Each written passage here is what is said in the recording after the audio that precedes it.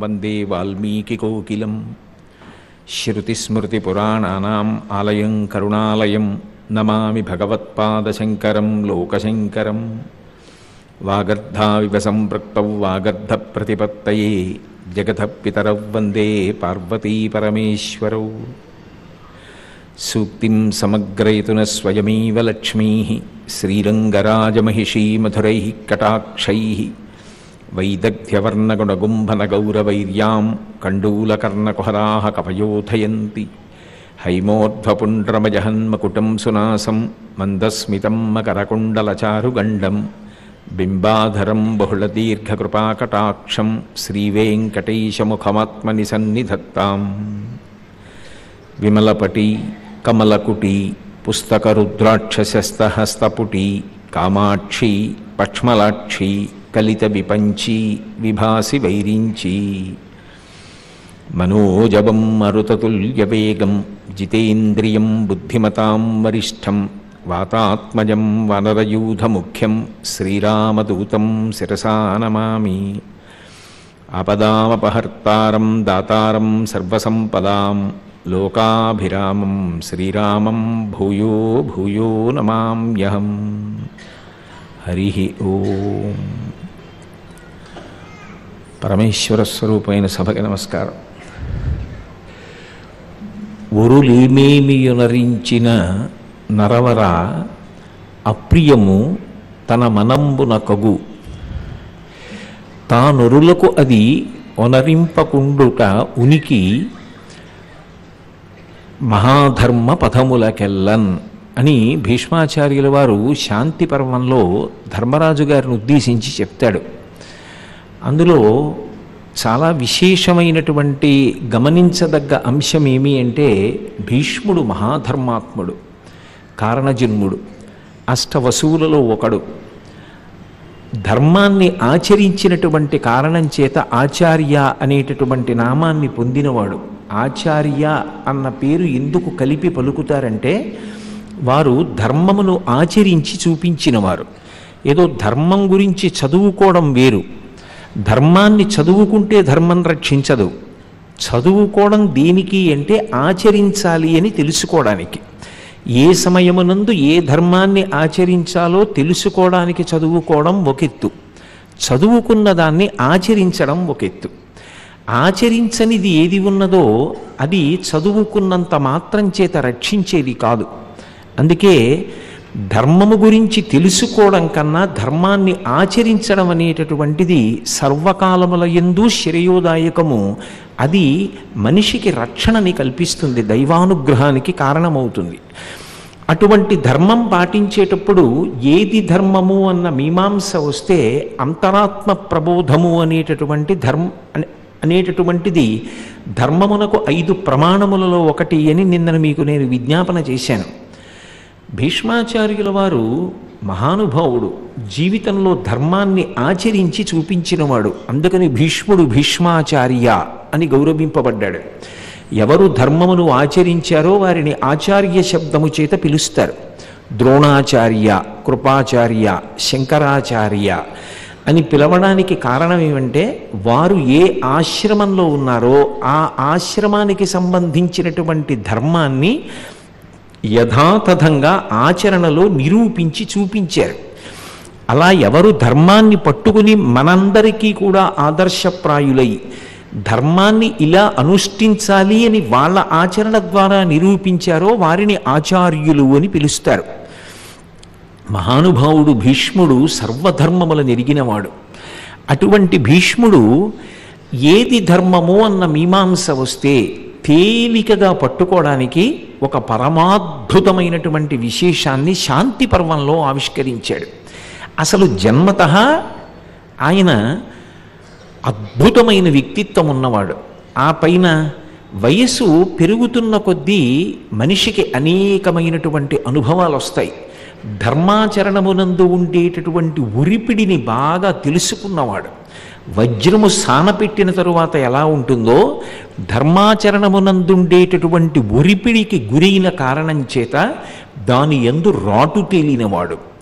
ఆచార్య శబ్దము చేత గౌరవింపబడినవాడు కనుక ధర్మము గురించి ఇతరులకు ప్రబోధం చెయ్యడానికి పరిపూర్ణమైనటువంటి అధికారమును సంతరించుకున్నవాడు. అటువంటి వాడు వెళ్ళిపోతే ఇక ధర్మం గురించి చెప్పగలిగిన వాడు ఉండడు. ఇది మీరు చాలా జాగ్రత్తగా పట్టుకోవలసినటువంటి విషయం.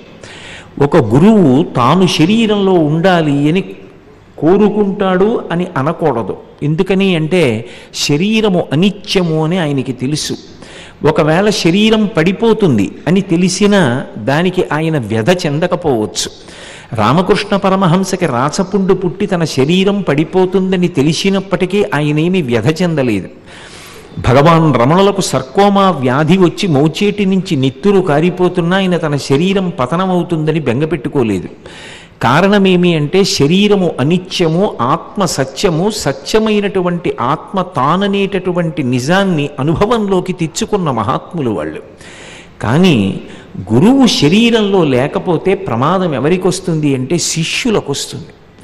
ఎందుకనంటే అటువంటి ఆచార్యుడు నోరు విప్పి మాట్లాడడానికి లేడనుకోండి, ఆయనకి శరీరం లేదు, ఇప్పుడు ఆయన మాట్లాడడు.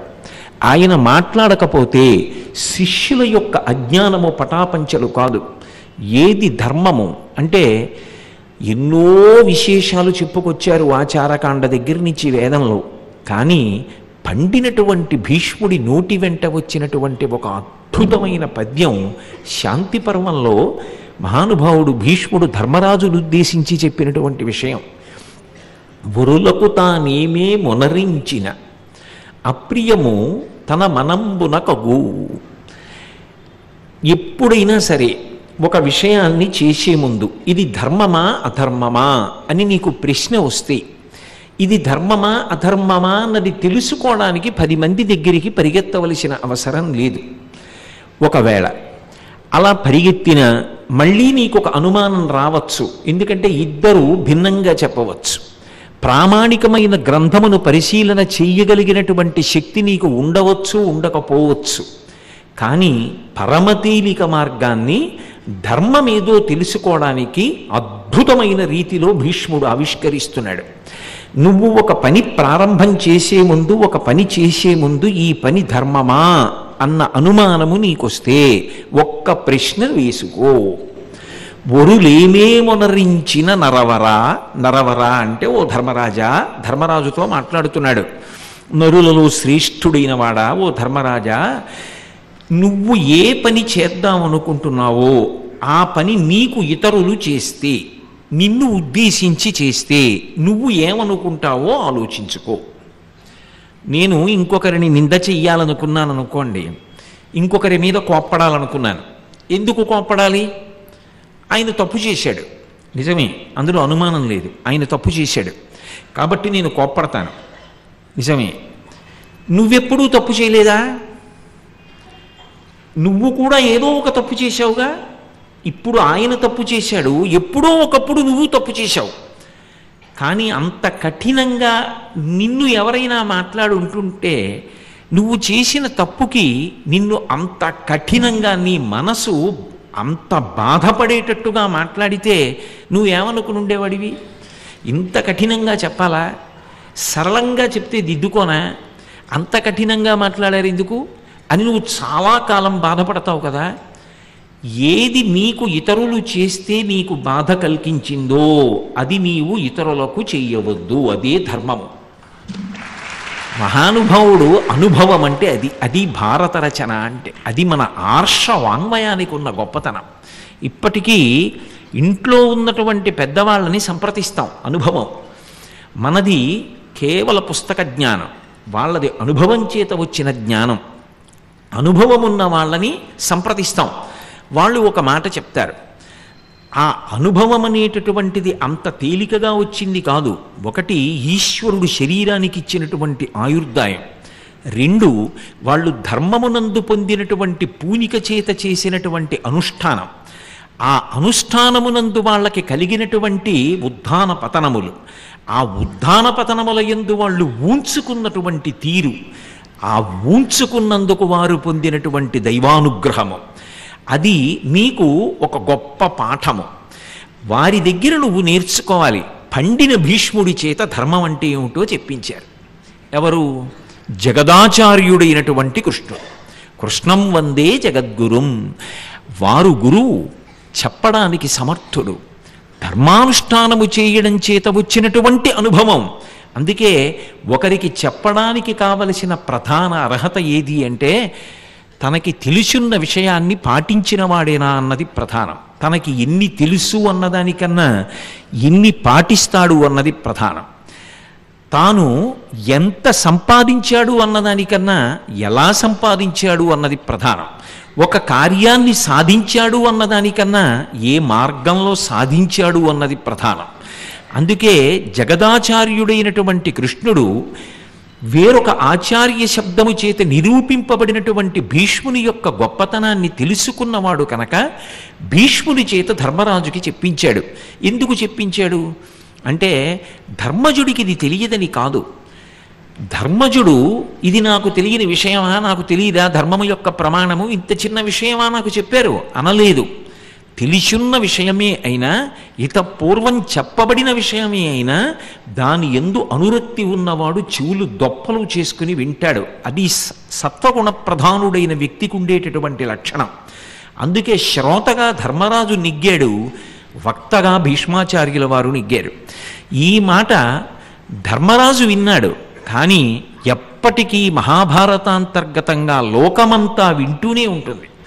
మహాభారతం పంచమ వేదమై ధర్మాన్ని నిరూపిస్తుంది అనడానికి కారణం అదే. అందుకే ఒరులేమేమొనరించిన నరవర అప్రియంబు నీ మనంబున కగు, తాను ఒరులకు అది వనరింపకుండుట ఉనికి పరాయణము మహాధర్మ పదములకెల్లన్ అని. అసలు మహాధర్మ పదం, ధర్మము అనబడేటటువంటి మార్గములో ప్రస్థానము చేసేటప్పుడు ప్రధానంగా జ్ఞాపకం పెట్టుకోవలసినటువంటి విషయం ఏదైనా ఉంటే ఇదే. ఇది మనం దృష్టిలో పెట్టుకున్నప్పుడు ఎప్పుడూ ఒక విషయాన్ని మననం చేసుకుంటూ ఉండాలి. ఏది అంటే ఎప్పుడైనా ధర్మం గురించి మనకి తెలియకపోయినా ఒక విషయాన్ని చేసే ముందు ఒక పరీక్ష పెట్టుకోవడమే. ఈ పని నా పట్ల ఇతరులు చేస్తే నేను ఏమనుకుంటాను, సంతోషిస్తాను, చెయ్యి. ఈ పని ఇతరులు నా పట్ల చేస్తే నేను చాలా బాధపడతాను, ఆ పని చెయ్యవద్దు, వదిలిపెట్టు. అదే ధర్మం. ఎంత గొప్పగా మాట్లాడాడు మహానుభావుడు. ఆంధ్రదేశంలో ఒక దినపత్రిక చాలా కాలం ఈ ఒక్క పద్యాన్ని ప్రతిరోజు ప్రచురించేది. నిజంగా ఆ పత్రిక యాజమాన్యానికి, ఆ పత్రిక సంపాదక మండలికి రెండు చేతులు ఎత్తి నమస్కరించాలి. ధర్మ ప్రచారం అందాలనేటటువంటి తాపత్రయం, ధర్మము చేత లోకము నిలబడాలనేటటువంటి తాపత్రయం. మహాభారతాన్ని పరిశీలిస్తే ఇలాంటి మెరుపులు ఎన్నో కనపడతాయి. ధర్మం గురించి మాట్లాడేటప్పుడు అసలు ధర్మాన్ని ఎలా అనుష్ఠానం చెయ్యాలి అనేది చెప్పేటప్పుడు చిన్న చిన్న పద్యాలలో అద్భుతమైనటువంటి విషయాల్ని ప్రతిపాదన చేశారు. అందున చమత్కారం ఏమిటంటే మీరు ఒక పెద్ద సీసపద్యంలో చెప్పండి, లేకపోతే ఒక గద్యలో చెప్పండి అంటే కావలసినంత వర్ణన చేయడానికి అవకాశం ఉండవచ్చు. ఏదో బోలెడన్ని పద్యాల్లో చెప్పవచ్చు ఏది ఇచ్చ అంటే. కాదు, అన్ని పద్యములలోకి ఛందస్సులో చిన్నదైన పద్యాలు ఏముంటాయో అటువంటి పద్యంలో ధర్మములకు సంబంధించినటువంటి విషయమునంతటినీ కూడా చెప్పవలసి వస్తే అలా ఎందుకు చెప్తారు అంటే ధారణ యందు ఉంచుకోవడానికి. ఇప్పుడు అసలు మనసులో ఒక విషయం నిలబడలేదనుకోండి, అది జ్ఞాపకానికి ఎలా వస్తుంది? ఏదో 10 పుటలలో చెప్పబడింది అనుకోండి. ధర్మం అంటే ఏమిటండి అంటే అబ్బో ఎక్కడో 10 పుటలలో ఉందండి, అవన్నీ ధారణ చేయడం సాధ్యమైన విషయమా? మళ్ళీ నేను ఒకసారి ఇంటికి వెళ్ళి ఆ మూలాన్నంతటినీ పరిశీలించి ఇది చెయ్యొచ్చో చేయకూడదో నేను అప్పుడు నిర్ణయించుకుంటానంటే నువ్వు రోజు చేసేటటువంటి పనులలో ఎన్ని పనులకు నువ్వు ఇంటికి వెళ్ళి మూలాన్ని పరిశీలనం చేసి చెయ్యవలసినటువంటి కర్తవ్యాన్ని నిర్ణయించుకుంటావో? సాధ్యం కాదు. ధారణ యందు ఉండాలి. అది మనసులో ధారణలో ఉంటే ఆ పద్యం నీకు జ్ఞాపకానికి వస్తే జ్ఞాపకానికి వచ్చినటువంటి ఉత్తర క్షణంలో దాని అనుష్ఠాన పర్యంతంలోకి తెచ్చుకోవడం చాలా తేలికవుతుంది. అందుకే మహాభారతంలో యయాతి పూరుడికి పట్టాభిషేకం చేశాడు. పూరుడికి పట్టాభిషేకం చేసిన తరువాత రాజ్య పరిపాలనకి సిద్ధపడుతున్నాడు కదూ. సిద్ధపడుతున్నటువంటి కొడుకు దగ్గరికి వెళ్ళి ధర్మాచరణము గురించి ఒక విషయాన్ని చెప్పాడు. ఎరుకగలవారి చరితలు కరచుచు సజ్జనుల గోష్ఠి కదలక ధర్మం వెరుగుచు ఎరిగిన దానిని అనుష్ఠించుటది సమంజస ఎరిగిన దానిని మరువక అనుష్ఠించుటది సమంజస బుద్ధిన్ అన్నాడు. నిజంగా నాకు అనిపిస్తుంది, ఏదో ఓ బెల్లంగడ్డ అమ్మే వర్తకుడు ఉన్నాడు అనుకోండి, ఏదో బెల్లం అమ్ముతున్నప్పుడు చిన్న పిల్ల వచ్చి బెల్లం అడిగింది అనుకోండి, ఓ 1/4 కిలో బెల్లం ఇచ్చేటప్పుడు ఓ 50 గ్రాముల బెల్లం ఎక్కువ తూగింది అనుకోండి, పోన్లే వచ్చింది చిన్నపిల్ల మధుర పదార్థం అని పొట్లం కట్టి ఇచ్చేస్తాడు. కానీ బంగారం అమ్మేటప్పుడు అలా అమ్ముతారా? 1 మిల్లీగ్రాము ఎక్కువ తూగినా ఒప్పుకుంటాడా? ఒప్పుకోడు. బంగారం బంగారమే. అక్షరాల్ని తక్కెట్లో పెట్టి తూచారు మహాత్ములు. అందుకు వాళ్ళు ప్రాతకాలంలో కూడా స్మరించవలసినటువంటి ఋషితుల్యులైనటువంటి రచయితలయ్యారు, అటువంటి కవులయ్యారు. అసలు అక్షరాల్ని అలా పొదిగాడు కవి. అంత అద్భుతమైనటువంటి పదప్రయోగం చేశాడు. ధర్మమునందు పూనిక కలిగి ఉండు అని తిన్నగా చెప్పడం ఒకెత్తు. అసలు ధర్మమునందు పూనిక పొందడానికి, ధర్మమేదో తెలుసుకోవడానికి, ధర్మాన్ని అనుష్ఠించడానికి, ధర్మము వలన ప్రయోజనమును పొందడానికి ఎలా ఉండాలో చెప్పవలసి వస్తే యయాతి పూరుడికి చెప్పినటువంటి విధానం పరమాద్భుతం. అది నిజానికి యయాతి పూరుడికి చెప్పినది కావచ్చేమీ అయినదే, ఇతిహాసం అలాగే ఉన్నది, అలా జరిగినది. కానీ మనకి అదృష్టం ఏమిటంటే చిన్న పద్యమైన కారణం చేత ధారణలో ఉంచుకొని దాన్ని అనుష్ఠాన పర్యంతంలోకి తెచ్చుకోవడం మనకి తేలిక. అందుకే అనుష్ఠానమన్న మాట పద్యంలోకే పొదిగారు. ఎరుకగలవారి చరితలు గరచుచు అని మొదలుపెట్టారు. అంటే ఎరుక కలవారు అన్న మాటకు అర్థం ఏమిటి? ఎరుక కలవారు అంటే అనుభవమున్నవారు, జ్ఞానమున్నవారు, తెలిసున్నవారు అని అర్థం. ఏది తెలిసున్నవారు అంటే ధర్మము నిరిగినవారు, ధర్మమును అనుష్ఠించినవారు. ఇక్కడ ఈ ప్రశ్న వచ్చేటప్పటికీ ఒక చమత్కారం వస్తుంది. ధర్మానుష్ఠానం అనేటటువంటిది ఏ కాలమునందు చేయవలసినది అంటే సంతోషం కలుగుతున్నంతకాలం ధర్మానుష్ఠానమా? సంతోషం కలగకుండా కాలం ఎదురు తిరిగి దుఃఖం అనుభవంలోకి వచ్చి చాలా కష్టపడుతున్నప్పుడు కూడా ధర్మానుష్ఠానమా? అప్పుడప్పుడు ధర్మాన్ని విడిచిపెట్టేసే అవకాశం ఏమైనా ఉంటుందా? అంటే అసలు నిజానికి ధర్మానుష్ఠానము యొక్క చిట్ట చివరి ప్రయోజనం ఏది కావాలి అంటే సంతోషించడానికి కారణము ధర్మాన్ని అనుష్ఠించడం, ఏడవవలసి వస్తే కారణం ధర్మాన్ని వదిలిపెట్టడం, అంతే కావాలి. ఒక వ్యక్తి సంతోషిస్తే ఎందుకు సంతోషించాలంటే కష్టంలో కూడా ఎందుకు సంతోషించాలంటే నేను నా ధర్మాన్ని వదిలిపెట్టలేదు. ఒకవేళ ఏడవవలసి వస్తే ఎందుకు ఏడవాలి అంటే బయట కారణానికి కాదు, నేను ధర్మాన్ని వదిలిపెట్టాను అందుకు ఏడవాలి. ధర్మాన్ని పట్టుకున్నానని సంతోషించడం వస్తే, ధర్మాన్ని వదిలిపెట్టానని ఏడవడం వస్తే వాడు ఉత్తముడైనటువంటి వ్యక్తి, వాడు ఎదుగుతున్నవాడు, వాడు ధర్మపథంలో బాగా ఊంచుకుంటున్నవాడు. మీరు రాముణ్ణి చూడండి, రామాయణంలో ఎన్నో కష్టాలు వస్తాయి. కష్టానికి రాముడు కూడా బాధపడ్డాడు. కానీ నిజానికి 24,000 శ్లోకాలలో ఇవాళ నేను ధర్మాన్ని వదిలిపెట్టేయవలసి వచ్చిందని రాముడు ఏడ్చిన సందర్భం ఒక్కటి లేదు. అంటే రాముడు దేని వలన ఉంచుకోగలిగాడు అంటే ధర్మానుష్ఠానము చేత అన్ని కష్టములను తట్టుకొని నిలబడగలిగాడు. నేను ధర్మాన్ని తప్పలేదు కాబట్టి ఇది నన్ను ఎప్పటికో అప్పటికి గట్టెక్కిస్తుంది. అది కావాలి. అందుకే కలిసి వచ్చినప్పుడు ధర్మానుష్ఠానం, కలిసి రానప్పుడు ధర్మాన్ని విడిచిపెట్టడం, ఈ ప్రశ్నలు ఉండవు. ధర్మానుష్ఠానము చేత సంతోషాన్ని పొందడం.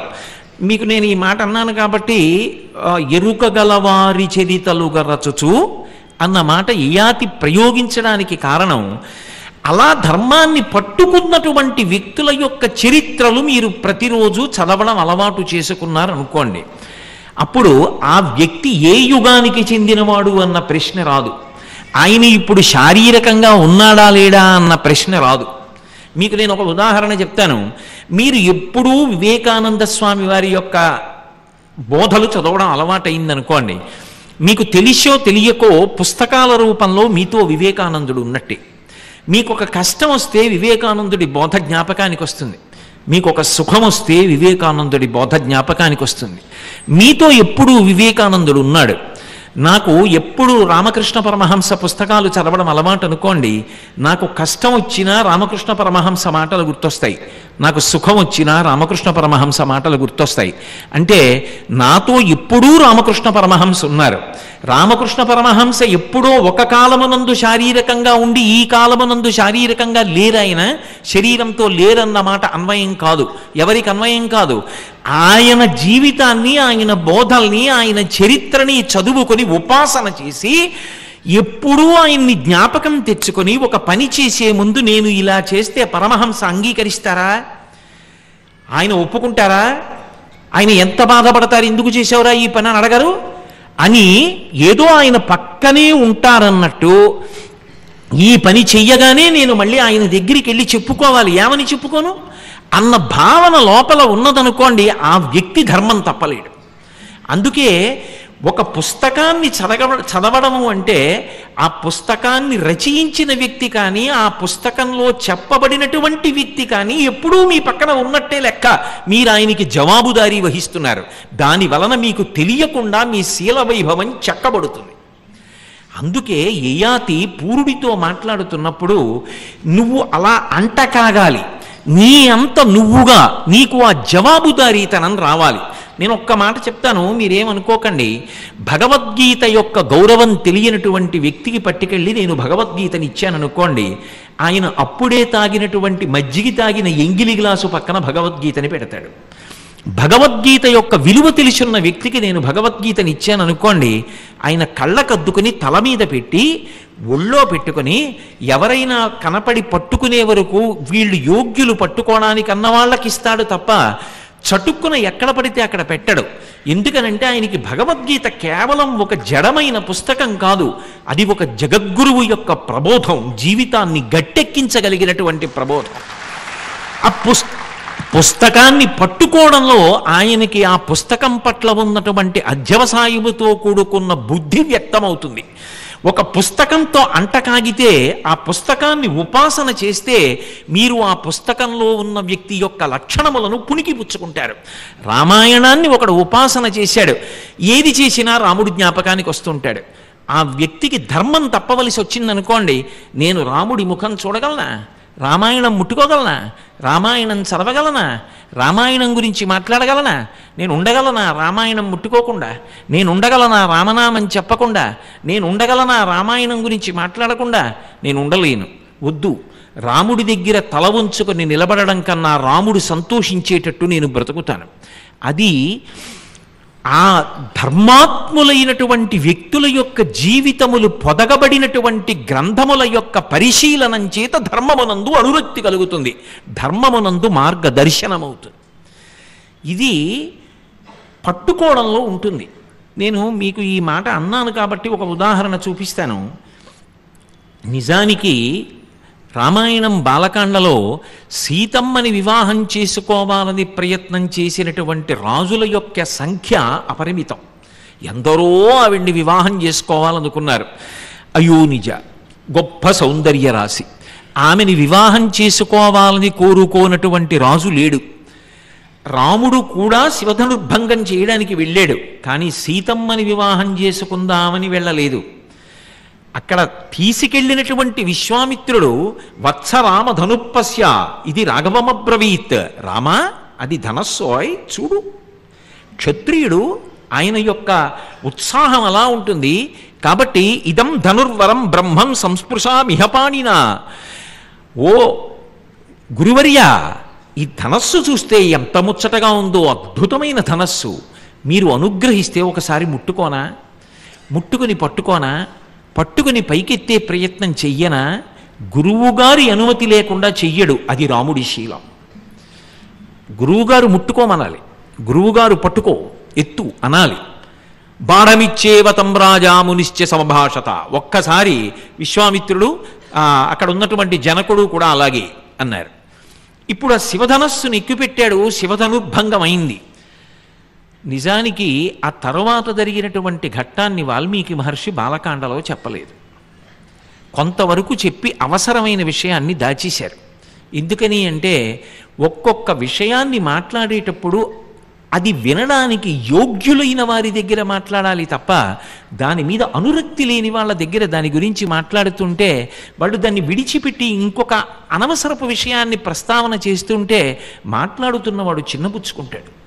ఎందుకురా ఇంత పవిత్రమైన విషయాన్ని వీడు అయోగ్యుడైన వాడు వీడికి చెప్పాను అనిపిస్తుంది. అందుకే వాల్మీకి మహర్షి అక్కడ చెప్పించాల. అయోధ్యకాండ చివరలో సీతామాత అనసూయమ్మకి చెప్పింది ఆ రహస్యం. శివధనుర్భంగం అవగానే జనక మహారాజు గబగబా బంగారు కలశతో నీళ్లు పట్టుకుని వచ్చాడు. రామా, నీకు సీతమ్మనిచ్చి వివాహం చేస్తాను, ఇది నా ప్రతిజ్ఞ. ఎవరు శివధనస్సును ఎక్కువ పెడతారో వాళ్ళకి పిల్లనిస్తానన్నాను, నువ్వు ఎక్కువ పెట్టావు కాబట్టి నీకు పిల్లనిస్తాను, స్వీకరించవోయ్ అన్నాడు. అక్కడ ఏమైంది? సీతమ్మ నోట చెప్పించారు. అందుకని సీతమ్మ వైభవం కూడా బయటకు వచ్చింది. అంతమంది కోరుకున్నారు నన్ను, ఎవరు శివధనస్సు ఎక్కుపెట్టలేదు. ఆ రాముడు వచ్చి ఎక్కుపెట్టాడు. మా నాన్నగారు బంగారు కలశతో నీళ్లు పట్టుకొచ్చి కన్యాదానం చేస్తానంటే మొట్టమొదటి నుంచి మా ఆయన తండ్రి కూర్చేను, మా నాన్నగారు చెప్పాలి అన్నారు. ఇంకా బాగుండదు, శివధనస్సు ఎక్కుపెట్టింది ఆయన కదా అని కబురు చేస్తే మా పెళ్ళయింది. మొదటి నుంచి అంతేనండి. అందుకే ఇప్పుడు కూడా వాళ్ళ నాన్నగారు కైకమ్మకి వరం ఇచ్చాట. ఈయనేమో 14 ఏళ్ళ అరణ్యవాసానికి వచ్చాడు. ఏం చేస్తానో తప్పదు కదా, నేను వచ్చాను అరణ్యవాసానికి అనాలి. కానీ అనసూయమ్మతో మాట్లాడుతున్న సీతమ్మ అలా అనలేదు. అది సీతమ్మ యొక్క వైభవాన్ని, ఆమె మనస్థితిని, ఆమె యొక్క అద్భుతమైనటువంటి శీల వైభవాన్ని ఆమె మాటల ద్వారా ఆవిష్కరించారు మహర్షి. ఆవిడంది దీయమానాం నతుతదా ప్రతిజగ్రాహ రాఘవ. మా తండ్రి గారు వచ్చి సీతమ్మని స్వీకరించబోయే అంటే ఆయన ఒప్పుకోలేదు. అవిజ్ఞాయ పితుశ్చంద అయోధ్యాధిపతే ప్రభోహో. మా తండ్రి ఉన్నాడయా దశరథ మహారాజు, నాకు ఎవరు భార్య కావాలో చెప్పవలసిన వాడు ఆయన. పిల్లనివ్వడానికి నువ్వెవరు, భార్యాస్థానంలోకి తీసుకోవడానికి నేనెవరు?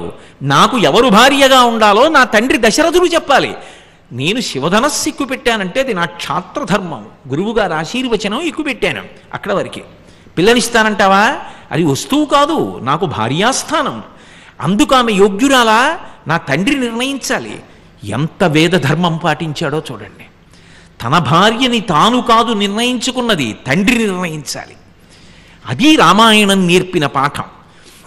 దీనికి సంతోషించింది సీతమ్మ, తక్కువ చేసి మాట్లాడాల రాముణ్ణి. ఇప్పుడు గబగబా జనక మహారాజు గారు దూతల్ని దశరథుడి దగ్గరికి పంపించాడు. దశరథుడు వచ్చాడు. దశరథుడు నిర్ణయం చేశాడా? సీతమ్మని చూసేసి, సీతమ్మ సీతమ్మ ఆ పిల్ల బాగుందో, ఇద్దరు ఎత్తు పొడుగు ఆ పొట్టి అన్నీ కూడా బాగున్నాయి, నువ్వేం చదువుకున్నావు, పాటలు వచ్చా, వంటొచ్చా, ఈ ప్రశ్నలు కాదు కదా వేసింది. దశరథ మహారాజు గారు వీళ్ళిద్దరూ వివాహమునకు యోగ్యులేనా, ఇద్దరి మధ్య ఆ భార్యాభర్తృ సంబంధమునకు కావలసినటువంటి లక్షణములన్నీ ఉన్నాయా నిర్ణయించేటప్పుడు రామాయణం ప్రాతిపదిక. అందుకే మనం ఇప్పటికీ శుభలేఖలో పెద్దలు నిర్ణయించినారుగానా అని రాస్తాం. వశిష్ఠుణ్ణి పిలిచాడు, విశ్వామిత్రుణ్ణి పిలిచాడు, జనక మహారాజు గారు గౌతముడి కొడుకు శతానందుణ్ణి పిలిచాడు. వీళ్ళని కూర్చోపెట్టి అడిగారు, ఏమయ్యా మా ఇద్దరి వంశాలు వియ్యం అందవచ్చా, పెద్దలు మీరు నిర్ణయించి చెప్పండి. అడిగితే వెంటనే చెప్పలేదు వాళ్ళు కూడా. వశిష్ఠ మహర్షి లేచి, పిల్లనిచ్చేవాడివి నువ్వు, ప్రతిగ్రహో దాతృవశ అన్నాడు మహానుభావుడు దశరథ మహారాజు. ఏమిటో పిల్లనిచ్చేవాడివి నువ్వు ఇలా ఇలా వంగి ఇలా నిలబడతావేమిటి, ఇస్తున్నవాడివి నువ్వు, పుచ్చుకుంటున్నవాడిని నేను, నాకు కోడల్ని ఇస్తున్నావు నువ్వు, నేను చాలా జాగ్రత్తగా నీ దగ్గర ఇలా చెయ్యి పట్టాలి, ఇస్తున్నవాడివి గంభీరంగా నిలబడవోయ్ అన్నాడు. ఆడపిల్లి వారికి అంత గౌరవం ఇచ్చాడు జనక మహారాజు, దశరథ మహారాజు. అప్పుడు వశిష్ఠుడు వచ్చి, అసలు ఉభయ వంశములేమిటి, రెండు వంశాల్లో ఉన్నటువంటి వాళ్ళు గొప్పవాళ్లేనా, రెండు వంశములు ఒకదానికొకటి తగినవేనా, ఇది కదా నిర్ణయించవలసింది. జనక మహారాజా, నేను నీకు ఇటువైపు వంశం చెప్తాను విను, విన్న తరువాత నీకు నచ్చితే అప్పుడు ఈ వంశంలోకి నీ పిల్లని కాబట్టి చెప్తానన్నాడు. అంటే మీరు ఎప్పుడైనా రామాయణంలో బాలకాండని, సీతారామ కళ్యాణ ఘట్టాన్ని చదవడం జరిగితే, మీరు చదవలేదని కాదు నా ఉద్దేశ్యం, అసలు ఒక పెళ్లి చెయ్యడం అనేటటువంటి దాని మీద ఒక అవగాహన ఏర్పడి, ఒక వివాహం చేయడం, ఇద్దరి జీవితాలు పండడం అంటే ఇంత గొప్పగా ఉంటుందన్నమాట. ఏవో రెండు వస్తువులు అంటించడానికే అంత జాగ్రత్త తీసుకుంటారు, అవి జీవితాలు వాళ్లతో పోవు. దశ పూర్వేషాం దశాపరేషాం 21 తరాల సంబంధం. ఎంత జాగ్రత్తగా చూడవలసి ఉంటుంది. అందుకని వశిష్ఠుడు లేచి చెప్పాడు, యువతల వైపు ఇక్ష్వాకు వంశం ఎంత గొప్పదో తెలుసా? ఒకనాడు ఈ సమస్త సృష్టి అవ్యక్తము, అసలు ఏమీ అవ్యక్తము కాలేదు. ఆ అవ్యక్తమైనటువంటి సృష్టి నుంచి మొదట వచ్చినటువంటి వాడు బ్రహ్మ. బ్రహ్మకి కలిగినటువంటి వాడు మరీచి, మరీచికి కలిగిన వాడు సూర్యుడు, సూర్యుడికి కలిగిన వాడు కశ్యపుడు, కశ్యపునికి కలిగిన వాడు సూర్యుడు, సూర్యునికి మనువు, మనువుకి ఇక్ష్వాకు, ఇక్ష్వాకుకి కుక్షి, కుక్షికి వికుక్షి, వికుక్షికి బాణుడు, బాణునికి అనరణ్యుడు, అనరణ్యుడికి త్రిశంకువు, త్రిశంకువు పృథువు, పృథువుకి త్రిశంకువు, త్రిశంకువుకి దింధుమారుడు లేక యువనాశ్వుడు, ఆయనకి మాంధాత, మాంధాతకి సుసంధి, సుసంధికి ధ్రువసంధి ప్రసేనజిత్ అని 2 కుమారులు, ధ్రువసంధికి భరతుడు, భరతునికి అసితుడు, అసితునికి సగరుడు, సగరునికి అసమంజసుడు, అసమంజసునికి అంశుమంతుడు, అంశుమంతునికి దిలీపుడు, దిలీపునికి భగీరథుడు, భగీరథునికి కకుత్సుడు, కకుత్సునికి రఘువు, రఘువుకి ప్రవృద్ధుడు, ప్రవృద్ధునికి శంకనుడు, శంకనునికి సుదర్శనుడు, సుదర్శనునికి శీఘ్రవర్ణుడు, శీఘ్రవర్ణునికి మరువు, ప్రశిష్ అంబరీషునికి నహుషుడు, నహుషునికి యయాతి, యయాతికి నాభాగుడు, నాభాగునికి అజమహారాజు, అజమహారాజుకి దశరథ మహారాజు, ఆ దశరథ మహారాజుకి రామలక్ష్మణ భరత శత్రుఘ్నులు. ఇదిగో అది వంశం. ఆ వంశంలో ఇంతమంది మహానుభావులు పరిపాలన చేశారు. కీర్తి కోసం, ధర్మం కోసం, త్యాగం కోసం నిలబడ్డారు. వాళ్ళ జీవితాలన్నీ ధర్మబద్ధములు. వాళ్ళందరూ ధర్మం కోసం నిలబడినటువంటి మహాపురుషులు. అటువంటి వంశంలో దశరథ మహారాజు గారి యొక్క కుమారుని రామలక్ష్మణ భరత శత్రుఘ్నులు. వీళ్లలో పెద్దవాడైనటువంటి రామచంద్రమూర్తికి నీ కుమార్తె అయిన సీతమ్మనిస్తావా? ఇప్పుడు చెప్పు. అది ధర్మం. ఒక పెళ్లి నిర్ణయం చేసే ముందు 2 వంశములను పెద్దలు అంత పరిశీలనం చేశారు. అప్పుడు జనకుడు తాను మాట్లాడలేదు. గౌతముని కుమారుడు శతానందుడు తన దగ్గర పురోహితుడిగా ఉన్నాడు. శతానందుణ్ణి పిలిచి మా వంశం చెప్పన్నాడు. వెంటనే శతానందుడు లేచి చెప్పాడు, ఇటువైపు పుట్టినటువంటి వారు మహాధర్మాత్ములు, గొప్ప జ్ఞానులు, విదేహ వంశమునకు చెందినవారు, అసలు దేహభ్రాంతి లేనివారు. ఈ వంశమునకు మొట్టమొదటి వాడు నిమి. ఆ నిమి యొక్క కుమారుడు మిథి. మిథికి పుట్టినటువంటి వాడు ఉదావసు. ఆ ఉదావసువుకు పుట్టినటువంటి వాడు నందివర్ధనుడు. ఆ నందివర్ధనుడికి పుట్టినటువంటి వాడు సుకేతువు. ఆ సుకేతువు తర్వాత వచ్చినటువంటి వాడు దేవరాతుడు. దేవరాతుని యొక్క కుమారుడు బృహద్రథుడు. బృహద్రథుని యొక్క కుమారుడు మహావీరుడు. మహావీరుడు కుమారుడు సుధృతి. ఆ సుధృతి యొక్క కుమారుడు దుష్టకేతువు. దుష్టకేతువు యొక్క కుమారుడు హర్యశ్వుడు. హర్యశ్వుని యొక్క కుమారుడు మరుడు. మరుని యొక్క కుమారుడు ప్రతింధకుడు. ప్రతింధకుని యొక్క కుమారుడు కీర్తిరథుడు. కీర్తిరథుని యొక్క కుమారుడు దేవమీఢుడు. దేవమీఢుని యొక్క కుమారుడు విభుదుడు. విభుదుని యొక్క కుమారుడు మహీధ్రకుడు. మహీధ్రకుని కుమారుడు కీర్తిరాతుడు. కీర్తిరాతుని యొక్క కుమారుడు మహారోముడు. మహారోముని కొడుకు స్వర్ణరోముడు. స్వర్ణరోముని కొడుకు హ్రస్వరోముడు. హ్రస్వరోమునికి 2 కుమారులు. పెద్దవాడు జనక మహారాజు, రెండవవాడు కుశధ్వజుడు. జనకునికి 2 కుమార్తెలు, సీత, ఊర్మిళ. రెండవవాడు కుశధ్వజుడు, ఆయనకి 2 కుమారులు, మాండవి, శృతకీర్తి. ఇది యువతల వైపు వంశం. ఇప్పుడు చెప్పండి, వీళ్ళిద్దరూ వియ్యమొందవచ్చా? విశ్వామిత్రాది మహర్షులందరూ తథాస్తు, ఈ సీతారామ కళ్యాణము జరుగుగాక. అప్పుడు పెళ్లి జరిగింది. సీతమ్మ తనకి భార్య అవుతోందనేటప్పటికీ ధర్మాన్ని రాముడు వదిలిపెట్టల. సీత భార్య కావడం ప్రధానమా, తాను ధర్మాన్ని అనుష్ఠించడం ప్రధానమా అంటే ధర్మానుష్ఠానము ప్రధానం. ఒకవేళ ధర్మాన్ని అనుష్ఠించడంలో సీతమ్మ నీకు తగిన భార్య కాదు అని తండ్రి చెప్పినా రాముడు కించిత్ కూడా బాధపడడం. నిన్ననిస్తానన్న యవరాజ్యం ఇవాళ ఇవ్వకపోయినా బాధపడలేదు. ధర్మాచరణము చేత తృప్తి పొందు తప్ప నా ధర్మమును నేను ఆచరించానా లేదా, నా ధర్మమును నేను ఆచరించాను సంతోషంగా ఉండంతే. అందుకే మీరు శాస్త్రములను పరిశీలించండి, అసలు ఎక్కడా బాధ్యత అన్న మాట వాడరు. ఎక్కడ వాడినా కర్తవ్యం, కర్తవ్యమునకు ధర్మము అని పేరు. నేను చేయవలసినది ఎప్పుడూ జ్ఞాపకం పెట్టుకోండి. ధర్మము ఎప్పుడూ నా వైపు నుండి ఉంటుంది. నా వైపు నుండి ఉంటే ఎవరు ధర్మాచరణం చెయ్యాలో వాళ్ళ వైపు నుండి. ఇతరులను బట్టి ధర్మం మారదు. మా నాన్నగారు నాతో ఎప్పుడూ సంతోషంగా మాట్లాడరండి, నన్ను కోప్పడతారండి, మా తమ్ముడిని చూసేటప్పటికి మాత్రం ఎంతో ప్రేమగా ఉంటారండి. నీకు దానితో సంబంధం లేదు, ఆయన నీ తండ్రి, ఆయన కనపడితే నువ్వు లేచి నిలబడవలసిందే, నమస్కరించవలసినదే, గౌరవించవలసినదే, ఆయన గురించి తక్కువ చేసి మాట్లాడడానికి వీలు లేదు. ఆయనని బట్టి ధర్మం మారదు. పుత్రుడిగా నీ ధర్మం అంతే, తండ్రి పట్ల అలాగే ఉండాలి. అందుకే పతివ్రతా ధర్మమైంది. భర్త ఎటువంటి వాడు, ఆఖరికి వ్యభిచార గృహానికి ఎడతాన్న భర్తని కూడా పరబ్రహ్మంగా భావించి తట్టలో పెట్టి తీసుకెళ్ళి ఆవిడ మహాపతివ్రతగా నిలబడిపోయింది. అందుకే రావణుడి భార్య మండోదరి మహాపతివ్రతే, సీతమ్మ మహాపతివ్రతే. అందులో మళ్ళీ ఎక్కువ తక్కువలేము ఉండవు ఇంకా శాస్త్రంలో. ధర్మాచరణము చేతనే మెట్టెక్కుతాడు. ఆ ధర్మాచరణమునందు నా వైపు నుండి ఉంటుంది తప్ప అవతల వాళ్ళని బట్టి నా ధర్మం మారడం అన్న మాట ఉండదు. అవతలవాడు దుర్మార్గుడా సన్మార్గుడా నాకు అనవసరం, నేను ఎలా ప్రవర్తించాలి అలా ప్రవర్తించడం నా ధర్మం. ఆ ధర్మము కర్తవ్యం. కోటేశ్వరారు మీరు బలానా సభకి వెళ్ళారు, అక్కడికి వెళ్ళి ధర్మం గురించి తలబద్దలు కొట్టుకుని వచ్చారు, వాళ్ళెవ్వరూ ఏమీ అర్థం కాలేదని చెప్పారు. నేను బాధపడకూడదు. అయ్యా అర్థం కాలేదా, పొరపాటే, నేను బాగా చెప్పలేకపోయానేమో, ఇంకొక మాట చెప్తాను ధర్మం గురించి. మీరు ఎన్ని మాటలు ధర్మం గురించి చెప్పినా అక్కడెవరూ ధర్మం గురించి పట్టుకోలేదు అన్నారు అనుకోండి, అయితే నేను ఇంకొక మారు కూడా ధర్మం గురించి చెప్తాను. నా కర్తవ్యం చెబుతూ వెళ్ళిపోవడమే తప్ప ఎంతమంది మారారని లెక్క పెట్టుకుని చెప్పరు. చెప్పడం నా ధర్మం.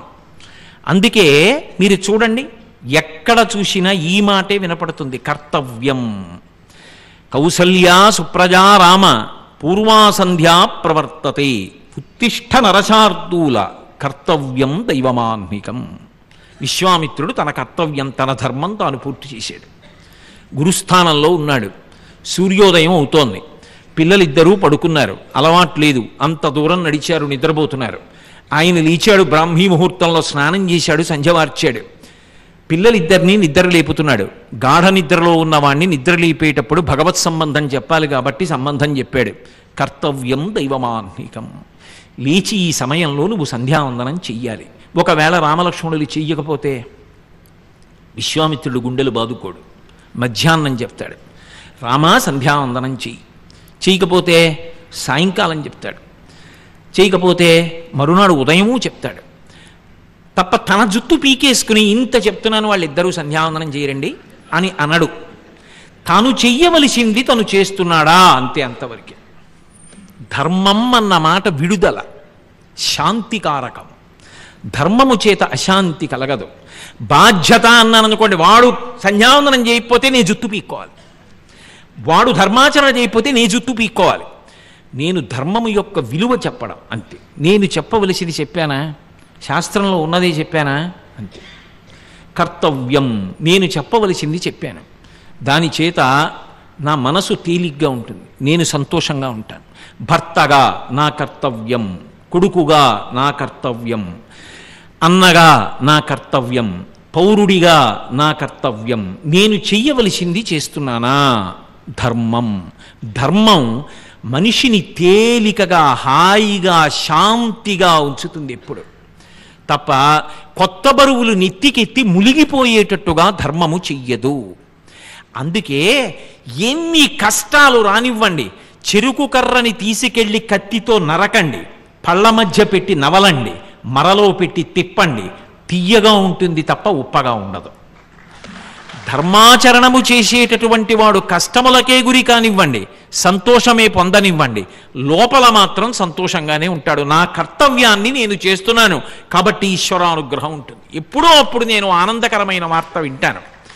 అందుకే ధర్మం ఏం చేస్తుంది అంటే అందరినీ ప్రశాంతంగా ఉంచుతుంది.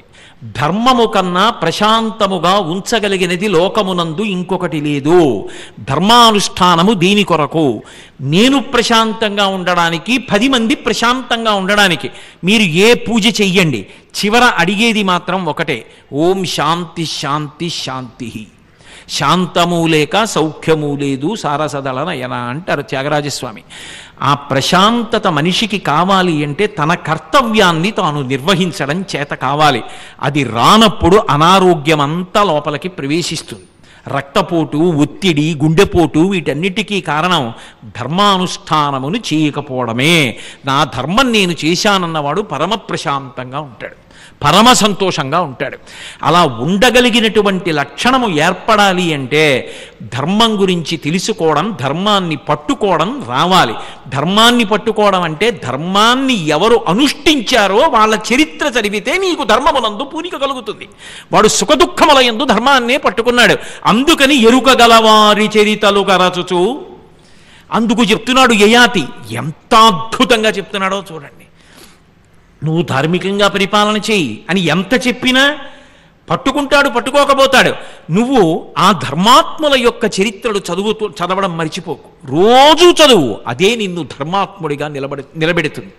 2, ఎరుకగలవారి చరితలు గరచుచు సజ్జనుల గోష్ఠిన్ కదలక ధర్మం వెరుగుచు. సజ్జనుల యొక్క గోష్ఠి జరుగుతూ ఉంటుంది. సజ్జనులు అన్న మాటకు అర్థం ఏమిటి? మంచివారు. మంచివారు అంటే దాని అర్థం ఏదో కేవలంగా కొన్ని గుణములున్నవారు అని కాదు. దాని అర్థం సర్వకాలములయందు కూడా ధర్మమునందు విశేషమైనటువంటి అనురక్తి కలిగినటువంటి వారు. ధర్మాచరణము చేత మనిషి ఎంత సంతోషాన్ని పొందుతాడు అన్నది బాగా తెలుసుకున్నటువంటి వారు. ఎవరో ఒక ఆయనకి తెల్లవారుజామున లేచి ఒక్క అరగంట సేపు అలా నడవవయ్యా అంటే మొదట్లో చాలా బరువుగా ఉండేది. ఒక 6 నెలలు ఆయన తెల్లవారుజామున లేచి చెట్ల కింద నడవడం అలవాటు చేసుకున్నాడు. 6 నెలలు పోయిన తర్వాతకి మీరు నడవద్దులేండి, మీకు ఆరోగ్యం సమకూరింది అన్నారనుకోండి, నడిస్తే ఇబ్బంది ఏం లేదు కదండి. ఆ తెల్లవారుజామున చెట్ల కింద నడుస్తుంటే, ఆ పక్షుల కలకూజితాలు వింటుంటే, ఆ సూర్యోదయం చూస్తుంటే, కోళ్ల అరుపులు వింటుంటే, సమాజమంతా నిద్రలేచి తమ తమ కర్తవ్యముల యందు ఉన్ముఖమవుతుంటే, ఆ సన్నివేశాన్ని చూస్తుంటే ఎంత ఆనందంగా ఉందో. దానికి అలవాటు పడిపోయిన నా మనసు ఆ నడవడంలో ఉన్న సంతోషాన్ని వదులుకోలేదు. కాబట్టి నడిస్తే ఇబ్బందా? ఏమీ లేదు, మంచిది నడు. అసలు ముందు నడకకు అలవాటు పడినవాడు నడక యొక్క విలువ తెలుసుకొని దాన్ని వదలలేకపోయిన వాడైనట్లు, ధర్మమును అనుష్ఠించి ధర్మము వలన ప్రయోజనాన్ని పొంది ఇక ధర్మమును విడిచిపెట్టకుండా ఉండలేని వారెవరున్నారో వాడు మాట్లాడుతున్నప్పుడు విను. సజ్జన గోష్ఠిం కదలక. వినేటప్పుడు ఎలా వింటావో తెలుసా? ఇలా ఇలా కదులుతూ ఇంకొక విషయం మీద దృష్టి పెట్టకు సుమా. వాళ్ళు ధార్మికులు, వాళ్ళది అనుభవం. వాళ్ళ నోటి వెంట ఏ మాట వస్తోందో దాన్ని ఒడిసి పట్టుకో. కదలక అంటే నీ మనసు అక్కడ నిలబడకుండా ఇంకొక చోటుకి వెళ్ళిపోతే శరీరం కదులుతుంది. కదలక శరీరం కాదు, మనసు కదలక. నీ మనసు అటు ఇటు వెళ్ళిపోవడం కాదు. వారు చెప్పారు, వారి కర్తవ్యం చెప్పేశారు. వినేటప్పుడు కూర్చున్నావు ఎదురుగుండా, పాపం ఎక్కడో బయలుదేరావు, అనురక్తి లేకుండా ఎందుకు వచ్చాడు. ఎక్కడి నుంచో బయలుదేరాడు, అన్నీ వదిలిపెట్టాడు, పరిగెత్తుకొచ్చాడు, కూర్చున్నాడు, విన్నాడు. కానీ పొరపాటు ఎక్కడ జరిగిపోయిందంటే ఆ సమయంలో మనసు ఎక్కడికో పోయింది. దానికి అది లక్షణం. అపారమైన వేగంతో వెళ్ళిపోతుంది. ఏదో ఇతర విషయాలు ఆలోచిస్తున్నాడు. ఈలోగా మంగళం అయిపోయింది. బయటికి వచ్చేశాడు. ఏం విన్నావయ్యా? ఏమీ చెవుల్లోకి వెళ్ళలేదు. గళంతీ శంభోత్త చరిత సరిత కిల్బిషరజో దళంతీ ధీకుల్యాసరణిషు పతంతీ విజేతాం దిశంతీ సంసార భ్రమణ పరితాపోపశమనం వసంతీ మచ్చేతో హృదభువి శివానందలహరి అంటారు శంకర భగవత్పాదులు. అలా ఈ చెవులలోంచి లోపలికి వెళ్ళాలి. పాలు పితికేవాడు చూడండి, ఆవు దగ్గరికి వెళ్ళి దూడను విడిచిపెడతాడు. దూడ వెళ్ళి పొదుగు దగ్గర 4 మాటలు గుద్దుతుంది.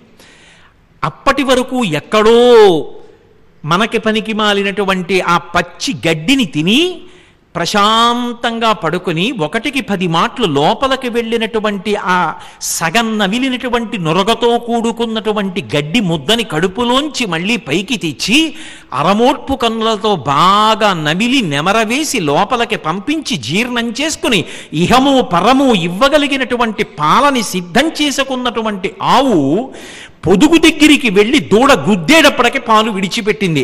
తాను నవిలి మింగిన గడ్డిని కూడా కంఠంలో మళ్ళీ వెనక్కి తెచ్చుకోగలదు.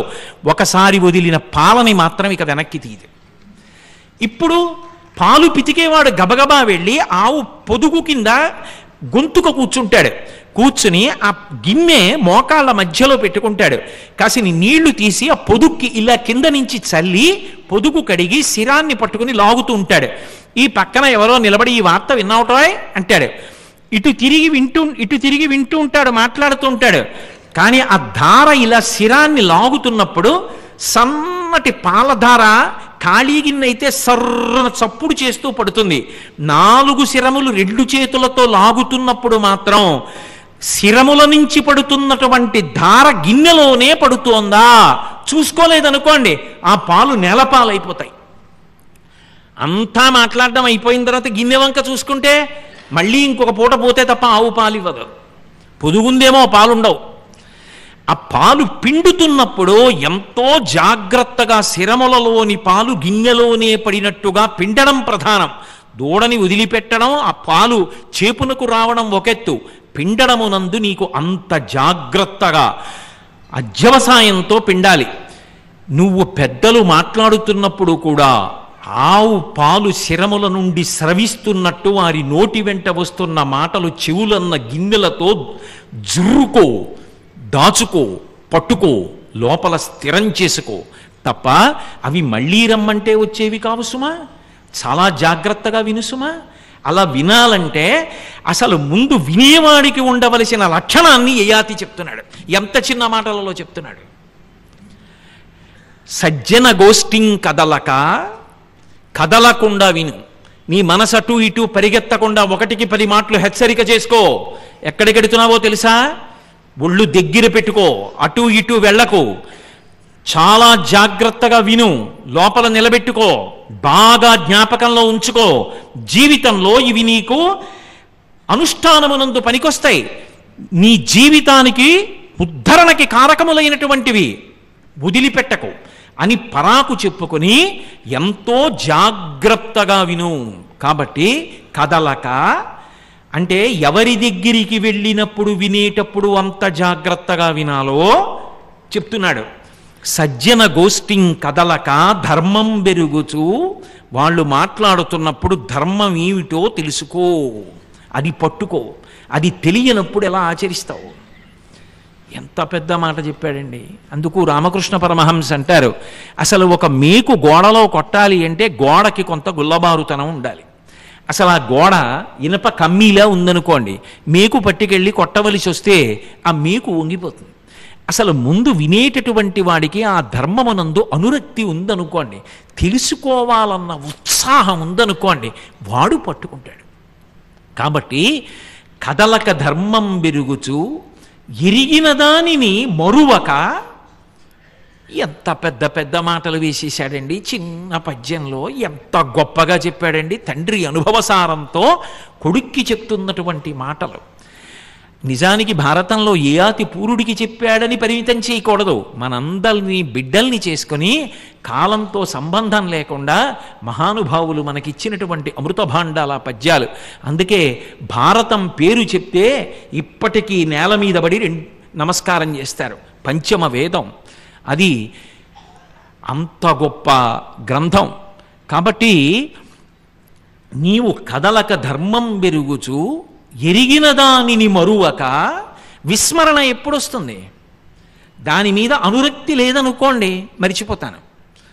ఇప్పుడు మనసుకు ఒక లక్షణం ఉంటుంది. నేను ఇవాళ ఒక వస్తువు చూశాను అనుకోండి, అయిపోయింది. రేపు ఇంకొకటి చూశాను అనుకోండి, అలా చూస్తూ వెళ్ళిపోతూ కొత్త కొత్త వాటి యందు ప్రీతి చెందుతుంటే ఒకనాడు ఈ వస్తువు మరుగున పడిపోతుంది. కానీ ఇది ఇప్పుడు బాగా జ్ఞాపకం ఉండిపోతుంది, నా అనురక్తిని బట్టి జ్ఞాపకం ఉండిపోతుంది. నేను ఇప్పుడు నాకు ఇచ్చినటువంటి విడిది నుంచి ఇక్కడికి వచ్చే లోపల నా కంటికి చూడడం ధర్మం కాబట్టి ఎన్నో చూడవచ్చు. కానీ ఎక్కడో రహదారి పక్కన నిర్మింపబడినటువంటి చెట్టు కింద ఉన్న ఒక చిన్న శివలింగం, దాని వెనక ఉన్నటువంటి జంట నాగులు, రోడ్డు పక్కన ఈ ప్రాంగణంలోనే ఇంత ప్రతిష్ఠ ఎందుకు జరిగింది? బహుశా ఎవరో ఇక్కడ జంట నాగుల్ని ప్రతిష్ఠించిన తరువాత చాలా కాలం సంతానం లేని వారు సంతానమును పొంది ఉంటారు. అది చూసి ఇంకొకళ్ళు ప్రతిష్ఠించి ఉంటారు. ఇన్ని జంటనాగులు ఇక్కడ ఎందుకున్నాయి?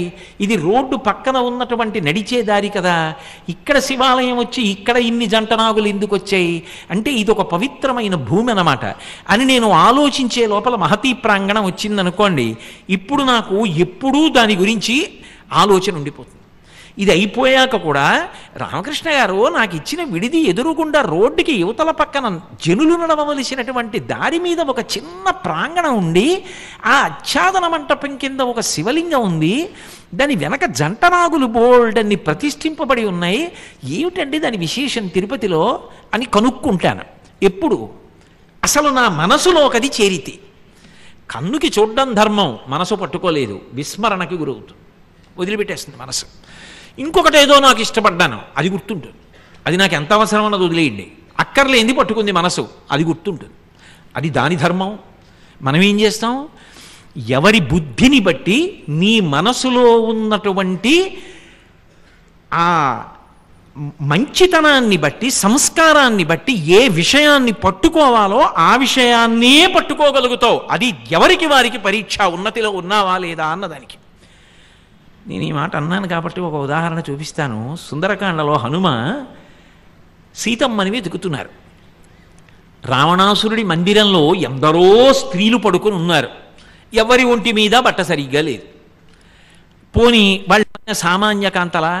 నచాకులీనా నచహీన రూపా నదక్షిణా నానుపచారయుక్త భార్యాభవత్తస్య నహీన సత్వా నచాపి కాంతస్య నకామనీయ అన్యోన్యభుజసూత్రేణ స్త్రీమాలాగ్రితాహిస అంటారు మహర్షి. ఒకళ్ళ చేతులు ఒకళ్ళ మీద వేసుకుంటే వాళ్ళందరూ ఏదో పూలదండ కట్టినట్టుగా పడుకుని ఉన్నారు. ఎవ్వరి ఒంటి మీద సరిగ్గా బట్టలేదు. ఈమె సీతమ్మ కాదు, ఈమె సీతమ్మ కాదు, ఈమె సీతమ్మ కాదని వెతుకుతూ వెళ్ళిపోతున్నారు హనుమ. వెళ్ళిపోయిన తరువాత ఆయనకు అనుమానం వచ్చింది. రాత్రి నిద్రపోతున్న వాళ్ళు ఒంటి మీద సరిగ్గా బట్టలు లేనటువంటి అనేక మంది స్త్రీలని నేను చూశాను కదా, నాకు ధర్మదోషం కలిగిందా అన్నారు. అని ఆయనే వెంటనే ఒక మాట చెప్పారు. మనోహిహేతు సర్వేషాం ఇంద్రియాణం ప్రవర్తనే శుభాశుభా స్వస్థాసు తచ్చమేసు వ్యవస్థితం అన్నారు. చూడడం కంటికి ధర్మం. ఎందుకు వెళ్ళాను నేను అక్కడికి? సీతమ్మ అని చూడ్డానికి వెళ్ళాను. సీతమ్మని వెతకాలంటే ఆడవాళ్లలో వెతకాలి, ఆవు దూడ తప్పిపోతే గోశాలలో వెతకాలి. సీతమ్మ కాబట్టి ఆడవాళ్లలో ఉందా అని వెతికాను. వాళ్ళు ఎలా పడుకుంటే నాకెందుకు, ఎవరి గురించి అయినా నా మనసు పట్టుకుందా, నాకు జ్ఞాపకం ఉన్నారా, లేరుగా, నా మనసు ఎందు దోషం ఏముందన్నారు. నీకు ఏది జ్ఞాపకం ఉండిపోయిందో దాని చేత నీ మనశ్శుద్ధి తెలుస్తుంది. ఇప్పుడు ఆయన చెప్పే విషయం ఏమిటంటే, నువ్వు వినడం ఒకెత్తు, విన్నది నీకు జ్ఞాపకం ఉండిపోవడం ఒకెత్తు. ఆ మాట నా జీవితాన్ని మార్చిందండి అనగలవా? ఆ మాట నా జీవితాన్ని ధర్మం వైపుకి తిప్పిందండి. నా జీవితంలో ఆ మాటలు విన్న ఉత్తర క్షణంలో అధర్మానికి తిలోదకాలు ఇచ్చాను. నా జీవితం ఇక ధర్మబద్ధమైంది అనగలవా? అనగలిగితే మరువక దాన్ని విస్మరించలేదు, దాని మీదే ఆలోచిస్తున్నావు, దాని గురించే చదివావు, దాని గురించే పరిశోధించావు. నిజమే, ధర్మాన్ని పట్టుకున్నవాడు ఎవరు పాడయ్యాడు? ధర్మాన్ని పట్టుకున్నవాడు పాడైనవాడు లేడు. కాబట్టి మరువక ఎరిగిన దానిని అనుష్ఠించుటది. ఇప్పుడు నువ్వు విన్నది ఏదుందో దాన్ని అనుష్ఠాన పర్యంతంలోకి తెచ్చుకోవాలి. ధర్మం అనేటటువంటిది తెలుసుకోవడానికి మాత్రమే పనికొచ్చే విషయము కాదు. బాలమురళీకృష్ణ గారు వచ్చి ఇక్కడ గంధర్వగానం చేసి కచేరీ చేశారనుకోండి, అబ్బా బాలమురళీకృష్ణ గారు మహానుభావుడు, ఎంత బాగా పాడారండి అనొచ్చు. ఎందుకని అంటే బాలమురళీకృష్ణ గారు ఇలా పాడారు అని ఆయనలా సంగతులు వేసి నేను పాడగలనా? కానీ ఎంత బాగా పాడారు అని చెప్పచ్చు. అవతలవాడు మాట్లాడినటువంటి మాటలలో నిజానికి కొన్ని దోషములు ఉండొచ్చు వాక్య నిర్మాణంలో. అయినా సారము గొప్పది అని పట్టుకునేటప్పుడు దోషమును కూడా విస్మరించగలిగిన బుద్ధి ఉండాలంటే వాడు హంస కావాలి, నీరుదిలి పాలు పట్టుకున్నట్టు. అప్పుడేమవుతుంది? ధర్మమునందు అనురక్తి ఉంది, అది పట్టుకుని అనుష్ఠాన పర్యంతంలోకి తెచ్చుకోవాలి, దాన్ని ఆచరణలోకి తెచ్చుకోవాలి. బాలమురళీకృష్ణ గారి కచేరీ విని ప్రశంసిస్తే సరిపోతుంది, కానీ ధర్మం గురించి వినడం దేనికి వినాలి అంటే అనుష్ఠాన పర్యంతంలోకి తెచ్చుకోవడానికి వినాలి తప్ప చాలా బాగా చెప్పారండి, చాలా బాగా రాశారండి అనడానికి కాదు సుమా. అది నువ్వు అనుష్ఠానంలోకి తెచ్చుకో, నువ్వు ఆచరించు. ధర్మో రక్షతి రక్షిత అంటే ధర్మాన్ని రక్షించండి అంటే ధర్మాన్ని ఆచరిస్తే. ఆచరించకుండా ధర్మం గురించి ఎంత తెలిసినా ఆ తెలిసిన ధర్మము నిన్ను రక్షించున్నది కాదు. అనుష్ఠానంలోకి తెచ్చుకోవాలి. మీరు ఒక చమత్కారమైన మాట వినుంటారు లోకంలో, ఆయన ధర్మబద్ధుడండి అంటారు. ధర్మబద్ధుడంటే అంటే మరి ధర్మం కూడా కట్టేస్తోందిగా. కట్టేసినది ఏదైనా కూడా ఉన్నతిని కల్పించేది కాదుగా. మరి ధర్మపాశముల చేత బంధింపబడ్డాడు, ఆయన ధర్మము చేత బంధింపబడ్డాడు అంటాం కదా. మరి అటువంటప్పుడు ధర్మం కూడా బంధనమును ఇస్తే దాని వలన ప్రయోజనం ఉంటుందని సిద్ధాంతీకరించడం ఎలా కుదురుతుంది? అది ఇక్కడ అనుష్ఠానంలోకి తెచ్చుకో అంటాం. అనుష్ఠానంలోకి తెచ్చుకునేటప్పుడు ధర్మము మిగిలిన కట్లు విప్పగలిగిన కట్టు. నిజమే ధర్మం కట్టు, కానీ ధర్మమన్న కట్టు మిగిలిన కట్టులని వదిలిచేసే కట్టు. ఏమిటో మీ మాట చాలా అయోమయంగా ఉంది, మాకు అర్థం కాలేదు అంటారేమో. నేను మీకు ఒక ఉదాహరణ చెప్తాను, పట్టుకుంటారు. ఒక తండ్రి కొడుకు పొలానికి వెళ్ళారు. సాయంకాలం అవుతోంది, 4 అయింది. కొడుకు అన్నాడు, నాన్నగారండి రేపు భోగి పండగ కదూ, వేడి నీళ్లు కాచాలి, అన్నం వండాలి, అమ్మ ఇంట్లో చితుకులు అయిపోయాయండి, కాసిన ఎండు పుల్లలు ఏరి కట్ట కడతాను నాన్నగారు, సాయంకాలం పట్టుకెడదాం అన్నాడు. ఓ దానికే ఉందిరా, వెళ్ళి ఎండు పుల్లలు తీసుకొచ్చి మోపు కట్టు అన్నాడు తండ్రి. వాడు వెళ్ళాడు, పచ్చి తాటాకు నుంచి 4 ఓ ఆకు కోశాడు, తలప తయారు చేశాడు, 2 తాళ్ళు కింద వేశాడు, పుల్లలన్నీ పేర్చాడు, గట్టిగా తిప్పి ఇలా అది ముడి వేయరు, ఇలా తిప్పేసి చుట్టి వదిలేస్తారు. అలా 2 వైపులా ముడేశాడు. తండ్రి చీకటి పడే వేళటికి అలా వెళ్ళి చీకటి పడ్డాక ముట్టుకోకూడదు పాదు అనేది మా ఆనపకాయ కోశాడు పండగని. వచ్చాడు, 2 పొట్లకాయలు భుజం మీద వేసుకున్నాడు, పదరా మోపెత్తుకో అన్నాడు. ఇలా చూశాడు, అనుభవజ్ఞుడు కదూ. ఓ పిల్లవాడు కట్టు కట్టడం రాలేదు, ఈ మోపు జారిపోతుంది మధ్యలో, కట్టు బాగా కట్టలేదు అని ఈ కట్లు తీసేస్తే కొడుకు చిన్నపుచ్చుకుంటాడు. అందుకని ఒరేయ్ ఆ తడపిలా పట్రా అన్నాడు. మళ్ళీ పట్టుకొచ్చాడు కొడుకు. ఇప్పుడు తండ్రి 2 తడపలు చేశాడు. ఆ మోపు కింద నుంచి ఇటొక తడప అటొక తడప దూర్చాడు. అవతల వైపు తడపని ఎత్తి యువతల వైపు తడపని ఎత్తి చేత్తో పట్టుకుని గట్టిగా చుట్టి మోపుని బాగా కదిపి మోకాళ్లతో నొక్కాడు. నొక్కి గట్టిగా కట్టేశాడు 2 వైపులా. ఈయన వేసిన కట్టుకి కొడుకు వేసిన కట్టు వదిలై జారి కింద పడిపోయింది. ఇది కట్టే అది కట్టే, కానీ ఈ కట్టు యొక్క బిగుతుకి ఆ కట్టు జారిపోయింది. ధర్మమన్న కట్టు వల్ల మిగిలినటువంటి కట్లు జారిపోతాయి. కానీ ఆ ధర్మమన్న కట్టు ఉందే, అది ఉన్నతికి పనికొస్తుంది, భగవంతుడితో కలిపి కడుతుంది. అందుకని అది ఉన్నతికి కారణమవుతుంది. ఈ మిగిలిన కట్లు మనిషి పాడైపోవడానికి కారణమవుతాయి. ఆ కట్లని విప్పగలిగిన కట్టేది అంటే ధర్మం ఒక్కటే. ఆ ధర్మముతో ముడిపడిందా అనుష్ఠానములోకి తెచ్చుకో అన్న మాటకు అర్థమేమిటి? నువ్వు కానీ ఆచరణ చేసేటప్పుడు ధర్మంతో అర్థాన్ని కామాన్ని ముడివేయడం నీకు అలవాటైతే అదే మోక్షమునకు కారణము. అందుకే దేవాలయాలకు వెడితే మనం ఏమడగాలో మనం నిర్ణయించుకోవలసిన అవసరం లేదు, ఋషులే నిర్ణయించేశారు. ధర్మార్థ కామ మోక్ష చతుర్విధ పురుషార్థ ఫల సిద్ధ్యర్థం, అంతే సంకల్పం, అంతకన్నా ఇంకేం ఉండదు. ఎందుకు ఆ 4 అంటే ధర్మబద్ధమైన అర్థము ధర్మబద్ధమైన కామము మోక్షాన్ని ఇచ్చేస్తాయి. ఇక కొత్తగా మోక్షానికి ఏమి ఉండవు. ఎలా అంటారేమో మీరు. నేను మీకు మళ్ళీ ఓ ఉదాహరణ చెప్తే మీరు బాగా పట్టుకుంటారు. మీకు నేను 8 అడుగుల కర్ర ఇచ్చాను, దీన్ని 4 సమాన భాగములు చెయ్యాలి, 3 మాటలే నరకాలి అన్నాను. ఇప్పుడు మీరు 8 అడుగుల కర్ర 4 భాగములు చెయ్యాలి, సమాన భాగములు కావాలి అంటే ఒక్కొక్క ముక్క 2 అడుగులు ఉండాలి. మొదట 2 అడుగుల దగ్గర ఓ ఎర్రటి గీత పెట్టారు, మళ్ళీ ఇంకొక 2 అడుగుల దగ్గర ఎర్ర గీత పెట్టారు, మళ్ళీ ఇంకొక 2 అడుగుల దగ్గర ఎర్ర గీత పెట్టారు, అవతల వైపుది 2 అడుగులు ఉంది. ఇప్పుడు కర్ర తీసి ఓ రాయి మీద పెట్టి కత్తి తెచ్చి మెత్తటి కర్ర కనుక మీరు పెట్టిన ఎర్రటి గీత దగ్గర ఒక నాటు వేశారు, ఒక ముక్క చేతిలోకి వచ్చింది, ఒకసారే కొట్టారు, ఓ ముక్క వచ్చింది, అది 2 అడుగుల ముక్క పక్కన పడేశారు. మళ్ళీ ఇలా పెట్టారు, ఇప్పుడు 6 అడుగుల ముక్క, ఇంకొక ఎర్రగీత దగ్గర మళ్ళీ కత్తి పెట్టి నరికారు, ఇంకొక 2 అడుగుల ముక్క పక్కన పడేశారు, 2 మాటలు నరికారు. ఇప్పటికి ఇక 4 అడుగుల ముక్క ఉంది, ఆ రాతి మీద పెట్టి ఎర్రనాటు దగ్గర ఇంకొక మాటు నరికారు, 2 అడుగుల ముక్కలు వచ్చేసాయి. 3 మాటలు నరికారు, 4 2 అడుగుల ముక్కలు వచ్చాయి. అర్థము కామము ధర్మముతో ముడిపడితే 4వ ముక్క మోక్షం వచ్చేసింది. దానికి ఇక వేరు ప్రయత్నం ఉండదు. ఎందుకుండదు అంటే ఏదైనా అర్థాన్ని సంపాదించేటప్పుడు కానీ వ్యయం చేసేటప్పుడు కానీ పరీక్ష ఒక్కటే, ఇది ధర్మబద్ధమా? కామం అంటే అన్ని వేళలా స్త్రీ పురుష సంబంధం కాదు. మనసులోకి ఏదైనా కోరిక కలిగితే వెంటనే ఆలోచించవలసినది ఒకటే, ఇది ధర్మచట్రములోకి ఇముడుతుందా? తీర్చుకో. ఇది ధర్మచట్రములోకి ఇమడదా? తీర్చను, వదిలిపెట్టు. అంతే. ధర్మముతో అర్థము ముడిపడిపోయి ధర్మముతో కామము ముడిపడిపోతే 4వ పురుషార్థమైన మోక్షము సిద్ధిస్తుంది. ఇది వదిలిపెట్టి మిగిలినది ఎంత చెయ్యండి. గభీరే కాసారే విశతి విజనే ఘోర విపినే విశాలే శైలే చ భ్రమతి కుసుమర్ధంజనమతి సమర్ప్యే చేతస్సరసజమమానాధ భవతే సుఖేనావస్థాతుం జనహ న జానాతి కిమహో. ఏం చేసినా మోక్షం వచ్చేది కాదు. అదో మౌఢ్యం అయిపోతుంది. ఆ ధర్మాచరణము చేతనే మనిషి భగవంతుని యొక్క అనుగ్రహానికి పాత్రుడవుతాడు. అందుకే ఆరణ్య పర్వంలో భీమసేనుడు ధర్మరాజుతో మాట్లాడుతూ ఒక అద్భుతమైనటువంటి విశేషాన్ని ప్రతిపాదిస్తాడు.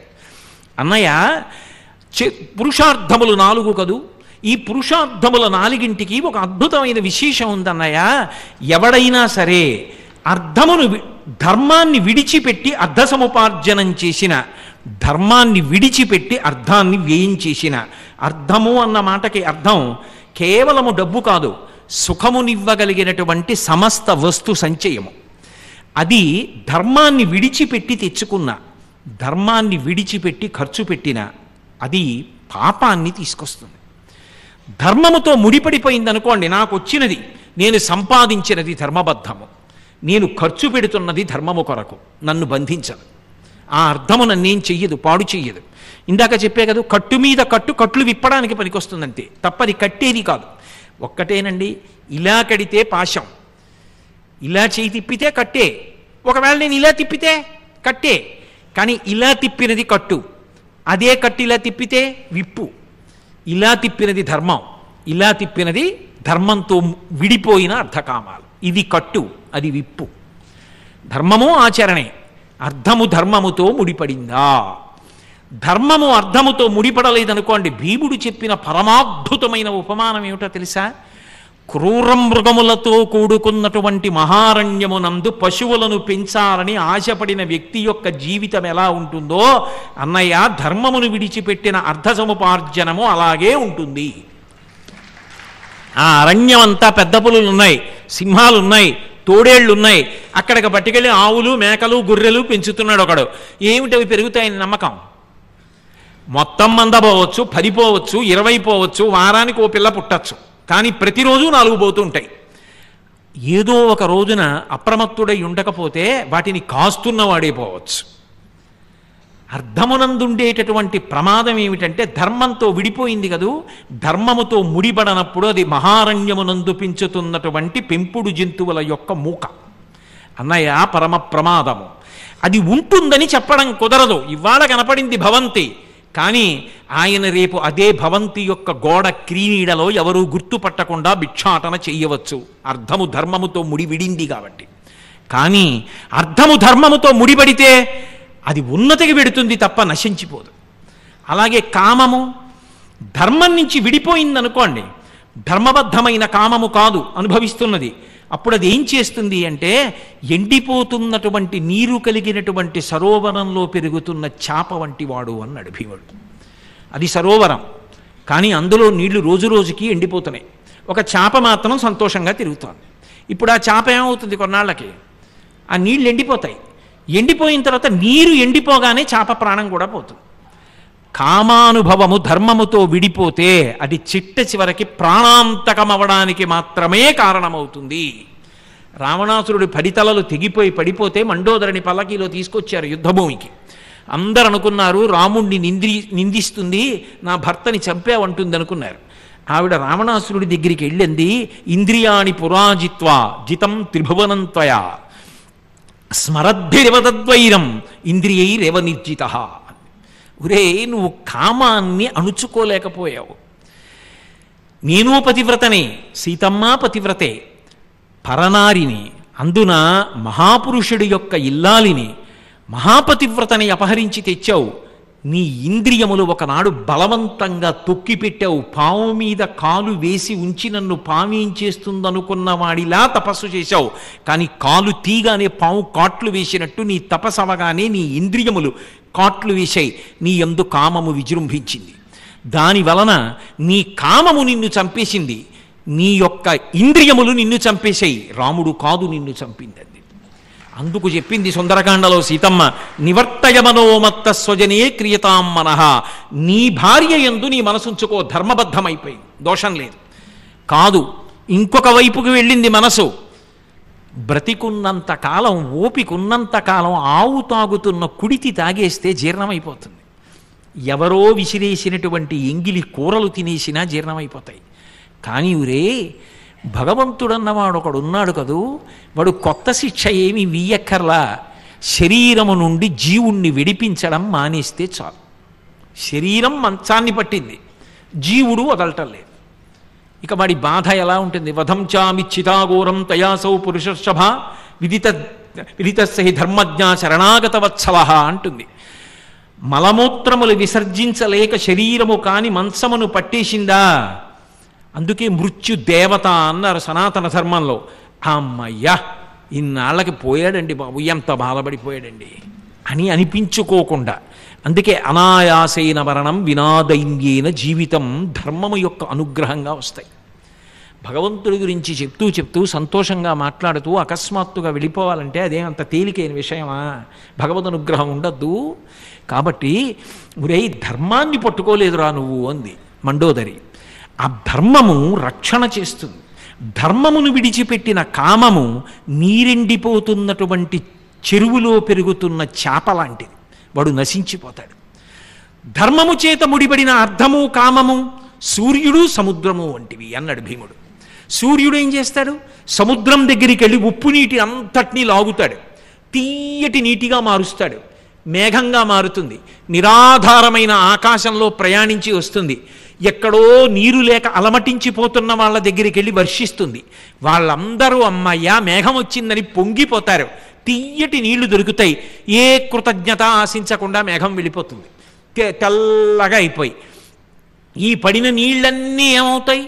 మళ్ళీ బయలుదేరి కాలవలై చెరువులై నదులకు చేరుతాయి, నదులన్నీ వెళ్ళి సముద్రంలో చేరుతాయి, మళ్ళీ సముద్రంలో చేరిన నీరు మళ్ళీ సూర్యకిరణములు పీలుస్తాయి, మళ్ళీ మేఘములవుతాయి, మళ్ళీ వర్షములవుతాయి, మళ్ళీ కాలవలవుతాయి, మళ్ళీ చెరువులవుతాయి, మళ్ళీ నదులవుతాయి, మళ్ళీ సముద్రములవుతాయి. అదొక ధర్మచక్రం, అలా తిరుగుతూనే ఉంటుంది. ఇందులో తృప్తి ఉంది తప్ప ఉండడం పోవడం అన్న మాట లేదు, ఇందులో జీవితం ఉంది. ధర్మము చేత ముడిపడిన అర్ధకామములు సముద్రము సూర్యుడు వంటివి, దాని వలన వృద్ధి తృప్తి తప్ప నాశనమగుట అన్న మాట లేదు. కాబట్టి అర్ధకామములను ధర్మంతో ముడివేయి, అలా ముడివేయలేకపోతే పాడైపోతావు. కాబట్టి కట్టు మీద కట్టు, మోక్షమునివ్వడానికి పురుషార్థములైనటువంటివి ధర్మము చేత అర్ధకామములు ముడిపడాలి. ధర్మము చేత అర్థము ముడిపడక నశించిపోయినవాడు దుర్యోధనుడు, ధర్మము చేత కామము ముడిపడక నశించిపోయినవాడు రావణాసురుడు. ఈ రెండూ తెలుసుకున్న నాడు ధర్మమునకు అర్థము కామము ముడిపడవలసినటువంటి అవసరము ఎంత ఉన్నదో మనకి జీవితంలో అర్థం అవుతుంది. అందుకే మీరు జాగ్రత్తగా గమనించండి, ఈ దేశానికి ఒక గొప్పతనం ఉంది. ఈ దేశంలో గొప్ప ఉపకారము చేసేటటువంటి పరికరములన్నిటికీ కూడా ధర్మ సంబంధమైన పేర్లే ఉంటాయి. గృహస్థాశ్రమ ప్రవేశం చేస్తే ధర్మపత్ని అంటారు ఆమెని, అంతే తప్ప కామపత్ని అని పిలవరు. పురుషుడు ఆమె యందు ధార్మికమైనటువంటి కామమును పొందిన కారణము చేత కొడుకు కూతురు అనబడేటటువంటి అర్థము ఉద్భవిస్తోంది. ఆ కొడుకు ఈ వ్యక్తి వృద్ధుడైపోతే ఆ భుజం మీద చేయి వేసి ఆసరా తీసుకోవడానికి కారణమవుతున్నాడు. తాను సంధ్యావందనం చేయలేకపోతే కొడుకు సంధ్యావందనం చేస్తున్నాడు. ఆయన పుణ్యకార్యాలు తగినన్ని చెయ్యకపోతే ఆయన శరీరం పతనమైపోయిన సంవత్సరం పాటు ఏటిసూతకం పట్టి పుణ్యం చేస్తున్నాడు. అందుకని కొడుకు అర్థము ధర్మపత్ని నుంచి వచ్చింది. అలాగే కూతురు, ఆమెని కన్యాదానం చేస్తే 10 తరాల ముందు 10 తరాల వెనక నాతో కలిపి 21 తరాలు తరించాయి. కాబట్టి కొడుకు కూతురు అనబడేటటువంటి గొప్ప పుణ్యమునివ్వగలిగినటువంటి అర్థము ధర్మపత్ని నుండి ఆవిర్భవించింది. ధర్మము వలన అర్థము, ఎప్పుడు ధర్మముతో కామము ముడిపడితే ఇంత గొప్ప అర్థము ఉద్భవించింది. ఆమె లేని నాడు ధర్మము లేదు. ఆమె ఉన్నది కూతుర్ని కన్యాదానం చేశాడు, ఆమె ఉన్నది యజ్ఞం చేశాడు, ఆమె ఉన్నది యాగం చేశాడు, ఆమె మంచాన ఉన్నది అనారోగ్యంతో 4 రోజుల్లో జ్వరం తగ్గుతుంది, కానీ 104 జ్వరంతో ఉంది. ఆమె రవికిల బట్ట తీసి బొడ్డులో పెట్టుకుని చేసేయచ్చు. ఆమె లేదు, తనకింకా యజ్ఞాధికారం లేదు. అందుకే ఒకడు భార్య పోయిన వ్యక్తి ఒకడు ఆ భార్య శరీరం దగ్గరికి వెళ్ళి ఏడిచాడు, ఇహమునందు సుఖం పోయింది, ఇక పరమును పొందడానికి కావలసిన పుణ్య సౌపార్జనకు కావలసిన అధికారం పోయింది, రెండూ కట్టి నెత్తి మీద పట్టుకుపోయావి అన్నాడు. అది ధర్మపత్ని. అందుకే సనాతన ధర్మమునందు భార్యకి అంత గొప్ప స్థానము. యువత బాగా గమనించెదరుగాక, ఇవాళ కట్టుకుని రేపు విడిచిపెట్టడం ఈ దేశ సంప్రదాయం కాదు. ధర్మపత్ని అంటే ధర్మపత్ని. ఒక మహానుభావుడు దేవాలయానికి వెడితే ఒక ఆయన వచ్చి భగవంతుడికి నమస్కరిస్తున్నాడు, ఈశ్వర పరమయోగ్యురాలైన భార్యనిచ్చావు, ఎన్నో పుణ్యకార్యాలు చేస్తున్నాను, యజ్ఞాలు చేస్తున్నాను, యాగాలు చేస్తున్నాను, వచ్చిన అతిథులకు అన్నం పెడుతున్నాను, ఇదంతా నీ అనుగ్రహ విశేషం, ఇంత మంచి భార్యనిచ్చినందుకు కృతజ్ఞుడను అన్నాడు. ఇంకొక ఆయన భగవంతుడికి నమస్కరించాడు. ఈశ్వర, యతి అంటే పెతి అనేటటువంటి భార్యనిచ్చావు, పరమగయ్యాళి, అటువంటి భార్యనిచ్చావు కాబట్టి వైరాగ్యం వచ్చింది, లేకపోతే నేను ఈ వ్యామోహంలో ఎక్కడికి కొట్టుకుపోయేవాణ్ణో, ఇలా నన్ను అనుగ్రహించిన నీకు నమస్కారం అన్నాడు తప్ప నాకు అనుకూలవతి కాదు విడిచిపెడతానన్న మాట అనడం ఈ జాతికి తెలియదు. అందుకు గౌతముడు అహల్యను ఉద్ధరించుకున్నాడు. విడాకులన్న మాట తెలియని జాతి ఈ ప్రపంచ పటంలో ఎక్కడైనా ఉంటే అది భారతదేశం ఒక్కటే. అందుకే ఈ ఆర్ష సంస్కృతికి ప్రపంచ దేశాలన్నీ నిలబడి నమస్కారం చేశాయి. అది దాంపత్యం అంటే, అది ధర్మం అంటే, అది దేశం అంటే. ఎందరో పెద్దలు ఈ ధర్మమునకు చెందని వారు విమానంలోంచి ఈ గడ్డ మీద కాలు పెట్టే ముందు భగవద్గీత పుట్టిన భూమి, వేదములు పుట్టిన భూమి, ధర్మం అంటే ఏమిటో లోకానికి చెప్పిన భూమి, ధర్మము అన్న మాటకి తుల్యమైన మాట ఆంగ్ల భాషలో ఇప్పటికీ లేదు. ఎప్పుడైనా రామచంద్రమూర్తి ధర్మమును పాటించినాడు అని రాయవలసి వచ్చిందనుకో, అంటే రామా ఫాలోడ్ ధర్మ తప్ప ధర్మాకి సమానమైన మాట లేదు. ధర్మమునకు సమానమైన మాటే లేని భాష ధర్మం ఎక్కడ చెప్తుంది? ధర్మమన్న మాటను వాడిన భాష ఏదైనా ఉంటే నా జాతి, మన దేశం, మన జాతి, అది మన సాంస్కృతిక వారసత్వం. యువత గుర్తించెదరుగాక. ఇంత గొప్ప ధర్మంలో పుట్టడం ఒక అదృష్టం, పుట్టిన అదృష్టానికి వారసత్వాన్ని నిలబెట్టుకోవడం ఒక అదృష్టం. కాబట్టి ఆ ధర్మమునకు అర్ధకామములు ముడిపడితే దాని చేత జీవితం అద్భుతమైనటువంటి స్థితిలో ప్రకాశిస్తుంది. ఆ ధర్మముతో ముడి వదిలిపోయిందా ఇక పనికిరావు. నేను తిరుపతి రావాలనుకోండి, కాకినాడ పట్టణంలో ఇది శేషాద్రి ఎక్స్ప్రెస్సేనా అండి అని అడిగి శేషాద్రి ఎక్స్ప్రెస్సే అంటే నేను ఎక్కవలసినటువంటి బోగి చూసుకుని ఇది నా బెర్త్ అని ఆ బెర్త్లో పడుకుని గాఢ నిద్రపోతే నేను వచ్చేస్తాను తిరుపతి తెల్లారేటప్పటికి. ఎప్పుడు ఇంజిన్కి మొదటి బోగికి ఉండవలసినటువంటి కొక్కెం తగిలి ఉంటే, ఆ కొక్కెం ఊడిపోయింది అనుకోండి, తెల్లవారి నేను నిద్ర లేచేటప్పటికీ ఎక్కడో ఏ బ్రాహ్మణగూడెంలోనో లేకపోతే నిడదవోలు దగ్గర ఎక్కడో నేను పడుకున్న భోగి ఉంటుంది, ఇంజను ఎక్కడికో వెళ్ళిపోయిందండి ముందుకి అని అలా ఉండదనుకోండి. కానీ ఇంజన్తో కొక్కెం ఊడిపోతే, ధర్మంతో కొక్కెం ముడిపడి ఉందనుకోండి, అర్ధకామములు మోక్షం వైపుకి తీసుకెళ్ళిపోతాయి. నేను తిరుపతి వచ్చేసాను అంతే. ధర్మముతో ముడి మాత్రం వదలకు. అందుకే సంపాదించడం కాదు ప్రధానం ఈ దేశంలో, ఎలా సంపాదించావు ప్రధానం. దాని చేత నీవారలకు రక్ష కల్పిస్తున్నావు. ఎంత సంపాదించావు కాదు, ఎంత సంపాదించినా ధార్మికంగా సంపాదించావు, అది నీ వారందరికీ శ్రీరామ రక్ష. కోట్లు తెచ్చి ధర్మాన్ని విడిచిపెట్టి తీసుకొచ్చి పెట్టావు, అది అత్యంత ప్రమాదకరమైనటువంటి విషయం. అది నానా కష్టాల్ని తీసుకొస్తుంది. అందుకే ధర్మమును వదిలిపెట్టవద్దు. ఇది చెప్తున్నాడు యయాతి. నువ్వు రాచ పదవిలో కూర్చుంటున్నావు, రేపు తీర్పు చెప్తావు, నీకు అనేక భోగాలుంటాయి. ఏది చేసినా ఒకటి మర్చిపోకు సుమా, సజ్జన గోష్ఠిం ధర్మం బెరుగుచు మరువక. నీవు ఇతర విషయాలు వినేటప్పుడు ధర్మాన్ని మర్చిపోకు సుమా, ధర్మాన్ని బాగా గుర్తుపెట్టుకో, దాన్ని తరచుగా జ్ఞాపకం చేసుకుంటూ ఉండు. అనురక్తి వలన నిలబడుతుంది ఏదైనా. అనురక్తి ధర్మమునందు ఉంచుకో, ధర్మానుష్ఠానము చేత సంతోషాన్ని పొందు. కాబట్టి అలా ఎరిగిన దానిని మరువక అనుష్ఠానము, నువ్వు దాన్ని ఉపయోగంలోకి తెచ్చుకోవాలి, ఆచరణలోకి తెచ్చుకోవాలి. ఇదే ప్రశ్న అడిగింది సీతమ్మ రావణాసురుణ్ణి. ఇహ సంతో నవాసంతి సతోవా నానువర్తసే తథాహి విపరీతాతే బుద్ధి ఆచారవర్జిత అని అడిగింది. ఉరే, నీకు ధర్మం తెలియదు అనుకోవడానికి అంత తేలిక కాదు. నువ్వు వేదాలు చదివావు, నీకు అన్నీ తెలుసు. పోనీ నీకు తెలియదు అనుకుంటే ఇక్కడ చెప్పేవాళ్ళు లేరా? చెప్పినా వినవా? నీకు తెలుసున్నా ఆచరించవా? తెలిసి ఆచరించకపోవడం వల్ల వచ్చే ఉపయోగం ఏముందిరా? బుద్ధి ఆచారవర్జిత ఆచార ప్రభవో ధర్మ. ఎవడు ఆచరించాడో వాడు ధర్మాత్ముడు. నాకు ధర్మశాస్త్రాలు అన్నీ తెలుసండి అంటే దాని వలన ఉండే ఉపయోగం ఏముంది? అందుకే ఆచారహీన న పునాతి వేదాహ అన్నారు. ఆచారం లేనప్పుడు, ఆచారం అంటే ఆ ధర్మాన్ని అనుష్ఠానంలోకి తేనప్పుడు, ధర్మాన్ని ఆచరించనప్పుడు ఎన్ని చదువుకున్నా దాని వలన ఉపయోగము లేదు. కానీ ఆచరించాడు, వాడికి రక్షణ ఉంటుంది. మహానుభావుడు రామచంద్రమూర్తి అయితే ఒక మాట అంటాడు, కులీనమకులీనం వా వీరం పురుషమానినం. లోకంలో ఎక్కడైనా కూడా ఒక వ్యక్తి చాలా మంచివాడా చెడ్డవాడా, ఆయన యోగ్యుడా అయోగ్యుడా అని చెప్పవలసి వస్తే చారిత్రమేవ వ్యాఖ్యాతి శుచిం వా యది వా శుచిం అన్నాడు. వాడు శుచి అంటే మంచి బుద్ధి కలిగిన వాడేనా, మంచి బుద్ధి లేనివాడా అని చెప్పవలసి వస్తే దేన్ని ప్రధానం చేసుకుని చెప్తావో తెలుసా? ఆయనకి ఎన్ని వచ్చు అన్నదాన్ని బట్టి చెప్పకు. ఆయన ఎన్ని పద్యాలు చెప్పాడు నీకు అనవసరం, ఆయన ఎంత ఆచరిస్తాడు చూడు. ఆచరణాత్మకమా? తెలిసున్నది ఆచరిస్తాడా?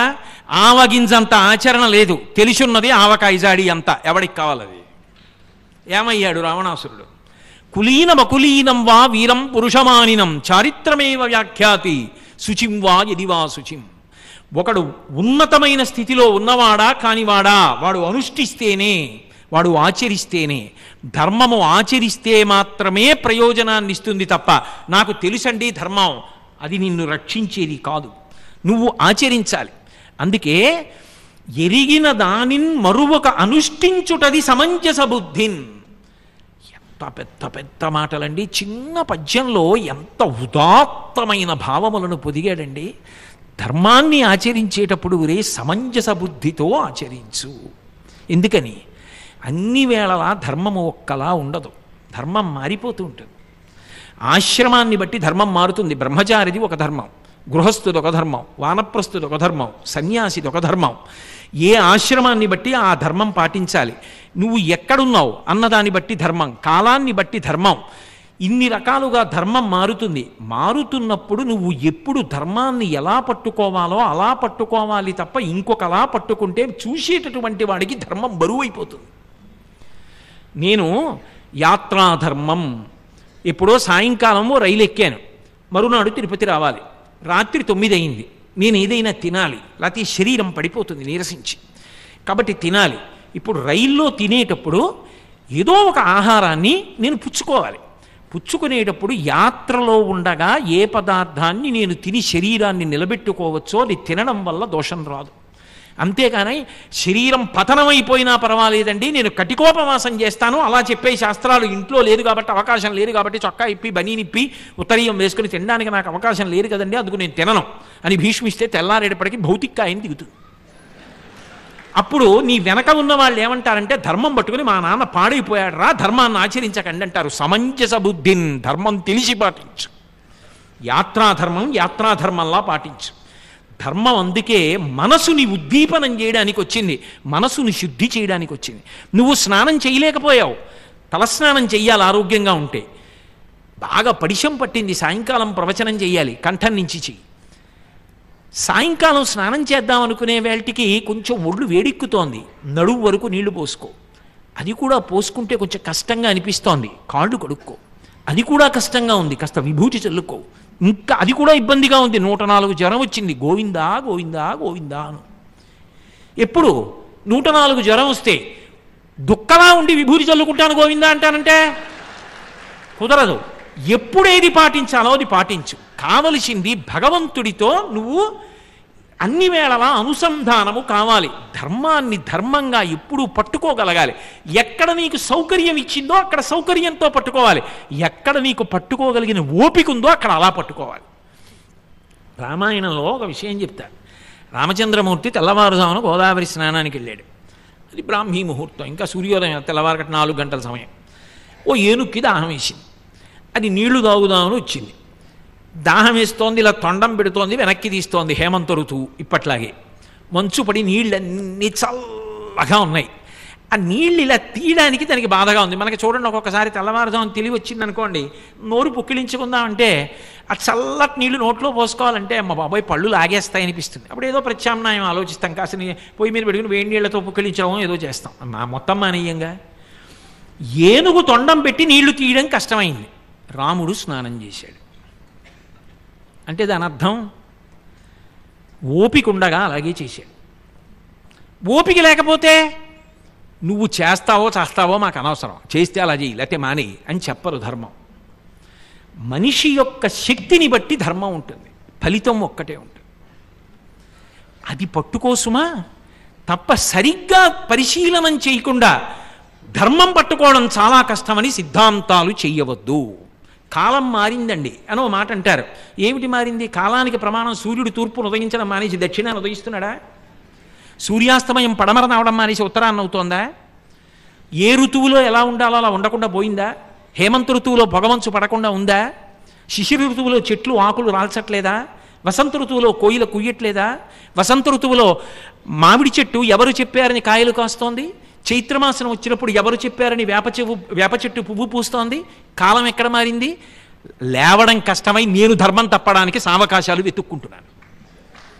ఎవ్వరూ మారలేదు, మనిషి ఒక్కడే మారడాన్ని కోరుకుంటున్నాడు. అది ఎందులో? ధర్మాన్ని వదిలేయడానికి. నాబోటిగాడు, మీ వంటి పెద్దలు కాదు.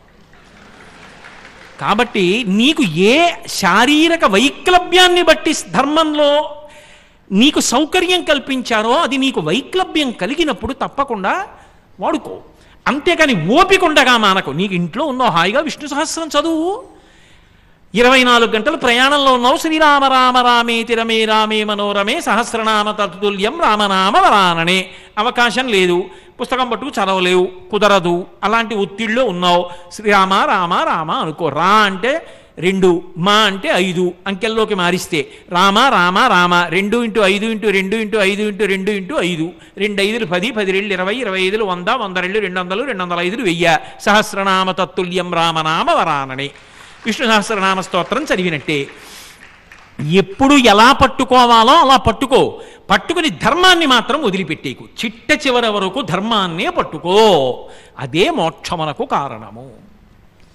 కాబట్టి యయాతి అసలు ఆ ధర్మానుష్ఠాన ప్రక్రియ యందు ఎలా పట్టుకోవాలో దగ్గర నుంచి ఎలా అనుష్ఠించాలన్న విషయాన్నంతటినీ కూడా ఒక చిన్న పద్యంలో మహాభారతంలో అంత అద్భుతంగా తీసుకొస్తే శాంతి పర్వంలో భీష్మాచార్యుల వారు అంత అద్భుతంగా పిండేడు.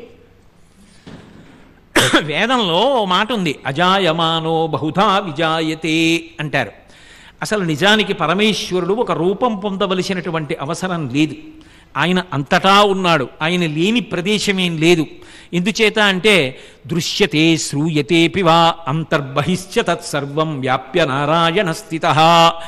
బయట లోపల వినపడే దాంట్లో చూసే దాంట్లో అంతటా ఇందుగలడందులేడని సందేహము వలదు చక్రి సర్వోపగతుండ్ ఎందెందు వెదకి చూచిన. నువ్వు బాగా పట్టుకోవాలని చూస్తే అందందేయగలడు దానవాగ్రని వింటే. నెయ్యి ఎక్కడుంది? పాలల్లోనే ఉంది. కనపడుతోందా?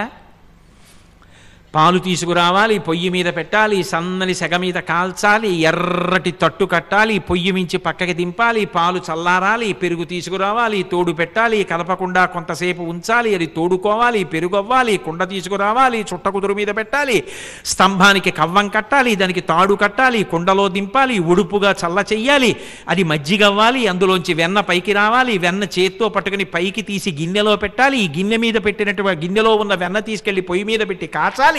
ఆ వెన్న చక్కగా కాస్తే అందులోంచి కమ్మటి నెయ్యి వచ్చింది. కానీ నెయ్యి ఎక్కడది? పాలల్లోదే. పాలల్లో నెయ్యి కనపడిందా? ఎంత పరిశ్రమ చేస్తే కనపడింది.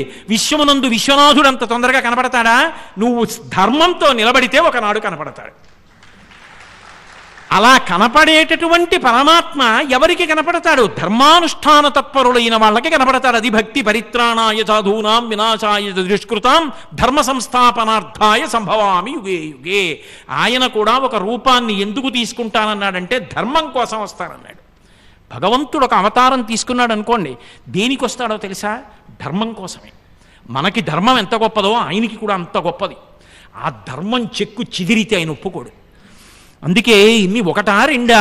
వేదోద్ధారణ మందరాభరణ పృథ్వీధర్మ నిర్మాణ ప్రహ్లాదత్రాణ బలిప్రతారణ నృపాహంకార నిర్వాపణ వైదీహీరమణ ధనంజయ జయ వ్యాపార పారీణ క్షోణీ దివ్యత్కరుణ తమోహరణ తండ్రి వెంకటేశ ప్రభో. ఇన్ని అవతారాలు తీసుకున్నాడు. ఎవరి కోసం? యదా యదా హి ధర్మస్య గ్లానిర్భవతి భారత అభ్యుత్థానమధర్మస్య తదాత్మానం సృజామ్యహం. ఎప్పుడెప్పుడు ధర్మమునకు ఇబ్బంది కలుగుతుందో, ఎప్పుడెప్పుడు ధర్మాన్ని పాడు చేసేటటువంటి ప్రయత్నం చేస్తారో, ఎప్పుడెప్పుడు ధర్మము యొక్క ఉనికి ప్రశ్నింపబడుతుందో, ఎప్పుడెప్పుడు అధార్మికమైనటువంటి ప్రసంగములు లోకంలో పెరిగిపోతాయో, ధర్మమునందు ప్రజలు విముఖులయ్యేటట్టుగా మాట్లాడడం ప్రారంభమవుతుందో, ధర్మం పాటిస్తే ఏమవుతుందండి అని నిరసించేటటువంటి రోజులు వస్తాయో, అప్పుడు నేను ఒక అవతారం తీసుకుని మళ్ళీ ధర్మము యొక్క గొప్పతనాన్ని సువ్యవస్థితం చేస్తాను. అవసరమైతే ఆయుధాన్ని వాడతాను. ఎంత నిత్తురైనా ప్రవహిస్తుంది, అందులో సందేహం లేదు. ఒకనాడు రామావతారం వచ్చింది, ఏం తక్కువ నిత్తురు ప్రవహించిందా? గోపరాజు గారంతటి వాడు చెప్పాడు, బండన భీముడు అత్తజన బంధముడు జ్వల బాణతోణ కోదండ కళాప్రచండ భుజతాండవ కీర్తికి రామమూర్తికి రెండవ సాటి దైవమి కలేడనుచున్ గడకట్టి భేది కాడండ నిడదంబుల జండము నిండమత్త వేదండము నిక్కి చాటదను దశరథి కరుణాపయోనిధి అన్నాడు. మహానుభావుడు ఆయనే తలుచుకున్నాడా? ఎంతమందిని చంపాడు? 14,000 మంది కరదూషణాదుల్ని 1 గంట 47 నిమిషాల్లో ఉంది చంపి అతల పారేశాడు. అంటే పరమాత్మ కూడా సంహార ప్రక్రియని ఎప్పుడు చెయ్యవలసి వస్తుంది అంటే, కేవలము ధర్మమునందు ప్రజలకు వైముఖ్యము కలిగితే, ధర్మాన్ని పాడు చేస్తే నేను వస్తానన్నాడు. భాగవతంలో ప్రహ్లాదోపాఖ్యానంలో ఆయన దేవతలకందరికీ వినపడేటట్టుగా ఒక మాట చెప్పాడు. హిరణ్యకశిపుడి యొక్క ఉద్ధతి పెరిగిపోతోంది, అయ్యా మీరు రావాలని అడిగారు. ఆయన అన్నాడు, నేను వస్తాను. నేను ఎందుకు వస్తానో, ఒక రూపంతో ఎందుకు వస్తానో, అంతటా ఉన్నవాణ్ణి ఒక రూపాన్ని ఎందుకు పొందవలసి వస్తుందో మీకు కారణాలు చెప్తాను. ఈ కారణములు ఏర్పడితే వస్తాను. ఎప్పుడు వస్తాను? శుద్ధ సాధులందు, సురలందు, శృతులందు, గోవులందు, విప్రకోటియందు, ధర్మపదవియందు, తవిలి నాయందు, వాడెన్నడలుగునాడు హింసనుందు అన్నాడు. నేను అవతార స్వీకారం చేసి నిర్దాక్షిణ్యంగా చంపేస్తాను. ఎప్పుడు అలా చేస్తానో తెలుసా? శుద్ధ సాధులందు, నన్ను నమ్ముకున్నవాడు ఉంటాడు, భగవంతుడున్నాడు అని నమ్మి ధర్మాచరణం చేస్తూ ఉంటాడు. ఈ ధర్మమే భక్తి, ఈ ధర్మము నన్ను కాపాడుతుందని వాడు నమ్ముకున్నాడు. అలా ధర్మాచరణం చేస్తున్నటువంటి వాడి జోలికి వెడితే నేను అంగీకరించాను. కృష్ణుడికి పక్షపాతమా? పాండవులంటే వాళ్ళు ధర్మానుష్ఠానం చేస్తారు కాబట్టే వాళ్ళ కోసం వెంపర్లాడాడు. ఎంత వెంపర్లాడాడంటే, చిట్ట చివర యుద్ధం అంతా అయిపోయిన తరువాత దూరంగా రథాన్ని తీసుకెళ్ళి అర్జునుణ్ణి పిలిచి, నాయనా నీ గాంధీవం, నీ అక్షయబాణ తూణీరాలు, నీ ఖడ్గం, ఇంకా ఏమైనా వస్తువులు ఉంటే తీసుకుని దిగిపోయి దూరంగా వెళ్ళి నిలబడు, సామానంతా సర్దేసేయి అన్నాడు. అన్నీ తీసుకుని అర్జునుడు దూరంగా వెళ్ళిపోయాడు. పతాకం వంక చూసి, స్వామి హనుమ మీరు కూడా ఇక బయలుదేరండి అన్నాడు. హనుమ వెళ్ళిపోయారు. ఒక్క దూకు దూకాడు కృష్ణుడు, భగ్గున కాలిపోయింది రథం. అర్జునుడు ఆశ్చర్యపోయి అడిగాడు, బావా ఎందుకు కాలిపోయింది రథం అని అడిగాడు. ఇప్పుడేమిటి? ఎప్పుడో కాలిపోయింది. భీష్మద్రోణాది వీరులు ప్రయోగించినటువంటి అస్త్రముల యొక్క తాకిడికి రథం తగలబడింది. కానీ నువ్వున్నావని ఇంతకాలం ఆపాను. కానీ అస్త్రములు మంత్రముల చేత నిర్మితములు, వాటికి గౌరవం ఇవ్వాలి కదా. ఇది అగ్ని యందు దహింపబడాలి. నిన్ను రక్షించుకున్నాను, ఇప్పుడు నువ్వు దిగిపోయావు, ఈ రథం అవసరం లేదు, ఇప్పుడు దాన్ని అగ్నిహోత్రమునందు సంస్కరింపబడడానికి అనుమతిని ఇచ్చాను, కాలిపోయింది అన్నాడు. కృష్ణుడే లేకపోతే ఎక్కడ ధర్మం ఉందో అక్కడ భగవంతుడు ఉంటాడు. ఎక్కడ ధర్మం ఉందో అది నిజమైన భక్తి. పండిన భక్తియే ధర్మము. ఆ ధర్మాన్ని పట్టుకున్న వాడిని పట్టుకుని కాపాడుకోవడానికి భగవంతుడు సర్వకాలముల యందు ఎదురు చూస్తూ ఉంటాడు. వాడు నా కొరకు రక్షింపవలయువాడు అంటాడు భాగవతంలో. ధర్మానుష్ఠాన తత్పరుడే చెడిపోతే, వాడే పాడైపోతే అసలు నేనున్నానని నమ్మేవాడు లేడు. వాణ్ణి రక్షించడం వాడి కోసం కాదు, నా కోసం, నేనున్నానని లోకం నమ్మడం కోసం రక్షిస్తున్నానన్నాడు. అది ధర్మం అంటే. అటువంటి ధర్మాచరణము అంత గొప్పది. అందుకే మీరు చూడండి, శుద్ధ సాధులందు అన్నాడు. మహానుభావుడు ప్రహ్లాదుడు తండ్రిని తిట్టాడా, తల్లిని తిట్టాడా? ఎవరిని తిట్టాడు? ఆయన ఎవ్వరినీ తిట్టలేదు. తండ్రిని కూడా అంత గౌరవంగా చూశాడు, తల్లిని అంత గౌరవంగా చూశాడు, బంధువులంత గౌరవంగా చూశాడు. ఉదార బుద్ధి అంటే నేను ప్రహ్లాదోపాఖ్యానంలో ప్రహ్లాదుణ్ణి చూసి నేర్చుకున్నాను అన్నారు కంచికామకోటి పీఠాధిపత్యం వహించిన మహాపురుషులు చంద్రశేఖరేంద్ర సరస్వతి మహాస్వామి వారు. అటువంటి ప్రహ్లాదుడు అన్ని బాధలు పడ్డాడు. చిట్ట చివర ప్రహ్లాదుడి మాట నిజం చెయ్యడానికి వచ్చాడు. అది భక్తుడంటే, అది ధర్మం అంటే. ఆయన ఓ మాట అన్నాడు, ఏడిరా భగవంతుడు ఎక్కడున్నాడు చూపించు నాకన్నాడు హిరణ్యకశిపుడు. ఎక్కడున్నావు అని అడుగుతావేంటి నాన్న, ఎక్కడ లేడు, అంతటా ఉన్నాడన్నాడు. అంతటా ఉన్నాడు అంటున్నప్పుడు హిరణ్యకశిపుడు చూపుడు వేలు ఇలా చూపిస్తున్నాడు, ఇక్కడున్నాడా అని అడగడానికి. ఆ చూపుడు వేలు ఎక్కడైనా ఆగచ్చు. ఆ చూపుడు వేలు ఎక్కడ ఆగిందో అక్కడి నుంచి తాను అవతారంగా పైకొచ్చే ముందు ఇద్దరి మాట నిలబెట్టాలి. ఇద్దరు ధర్మాత్ముల యొక్క మాట నిలబడాలి. ఒకరు తనని నమ్ముకుని తపస్సు చేసిన వాడికి వరం ఇవ్వడం తన ధర్మం గనక బ్రహ్మగారు వరం ఇచ్చాడు. గాలిన్ కుంభిని అగ్ని అంబువల ఆకాశస్థలం దిక్కులన్ రేలన్ ఘస్రమలం తమ ప్రభవ భూరిగ్రాహ రక్షో మృగ వ్యాళాదిత్య నరాది జంతు కలహ వ్యాప్తిన్ సమస్తాస్త్ర శస్త్రాళిన్ మృత్యువులేని జీవనము లోకాధీశ ఇప్పించవే. తపస్సు చేసిన వాడికి అది ఎటువంటి వరమైనా ఇవ్వాలి కాబట్టి ధర్మాన్ని నమ్మి బ్రహ్మగారు ఇచ్చాడు. నేను గాలిలో చావకూడదు, నిప్పులో చావకూడదు, నీటిలో చావకూడదు, ఆకాశంలో చావకూడదు, ఇంట్లో చావకూడదు, బయట చావకూడదు, ప్రాణం ఉన్నదాని చేతిలో చావకూడదు, ప్రాణం లేని దాని చేతిలో చచ్చిపోకూడదు, నరుల చేతిలో చచ్చిపోకూడదు, మృగం చేతిలో చచ్చిపోకూడదు, ఇంట్లో చచ్చిపోకూడదు, బయట చచ్చిపోకూడదు, పగలు చచ్చిపోకూడదు, రాత్రి చచ్చిపోకూడదు. ఇచ్చానన్నాడు. ఇప్పుడు ఆయన మాట నిలబడాలి. తాను ఒకసారి బయటికి వచ్చాడనుకోండి, బ్రహ్మగారి మాట నిలబడి హిరణ్యకశిపుడు మరణించాలి. ఇంట్లో కాదు, బయట కాదు, గడప మీద, పగలు కాదు, రాత్రి కాదు, ప్రదోష వేళ, నరుడు కాదు, మృగం కాదు, నరసింహం, ప్రాణం ఉన్నవి కాదు, ప్రాణం లేనివి గాళ్ళు, తీసేస్తే బాధ ఉండదు, పెరుగుతాయి కాబట్టి ప్రాణం ఉన్నవి గోళ్ళు. ఇన్ని మినహాయింపులు తీసుకొచ్చి కింద కాదు, మీద కాదు, దిక్కుల్లో కాదు, తొడల మీద పడుకోపెట్టుకుని అటు బ్రహ్మగారి మాట నిజం చేసి అంతటా ఉన్నాడని ప్రహ్లాదుడు అంటున్నాడు. హరి సర్వాకృతులం ఉన్నాడని ప్రహ్లాదుడు అంటున్నాడు. హరి సర్వాకృతులం కలండనుచు ప్రహ్లాదుండు భాషింప సత్వరుడై ఎందును లేడనుచు దైత్యుండు సుతుం తర్జింప శ్రీనరసింహకృతి దల్చనచ్యుతుడు నానాజంగమస్థావరోత్కర గర్భంబుల అన్ని దేశములను దండ ప్రభావంబునన్. ఈ బ్రహ్మాండమంతా ఒక పెద్ద నరసింహం అయిపోయింది. ప్రహ్లాదుడి మాట నిజం కావాలి. ధర్మాత్ముడు, మహానుభావుడు, ఆయన ఏ మాట అన్నాడో ఆ మాట నిజం అవ్వాలి. ఆ నిజం అవ్వడం కోసం తాను వ్యక్తము కావాలి. ఈ బ్రహ్మాండం అంతా ఒక నరసింహం అయిపోయింది. ఇప్పుడు ఆయన చూపుడు వేల స్తంభం దగ్గర ఆగింది, అందులోంచి బయటకు వచ్చాడు. వేదాహమేతం పురుషం మహాంతం ఆదిత్యవర్ణం తమసత్వపారే సర్వాణి రూపాణి విచిత్య ధీర నామానుకృత్వాభివదన్యదాస్తి. తనని తాను సృజించుకుంటాడు. అందుకే యదా యదా హి ధర్మస్య గ్లానిర్భవతి భారత అభ్యుత్థానమధర్మస్య తదాత్మానం సృజామ్యహం. ఎప్పుడెప్పుడు ధర్మమునకు గ్లాని కలుగుతుందో అప్పుడప్పుడు నేను అవతార స్వీకారం చేస్తాను. ధర్మము కొరకే ఈశ్వరుడు కూడా అవతార స్వీకారం చేస్తాడు.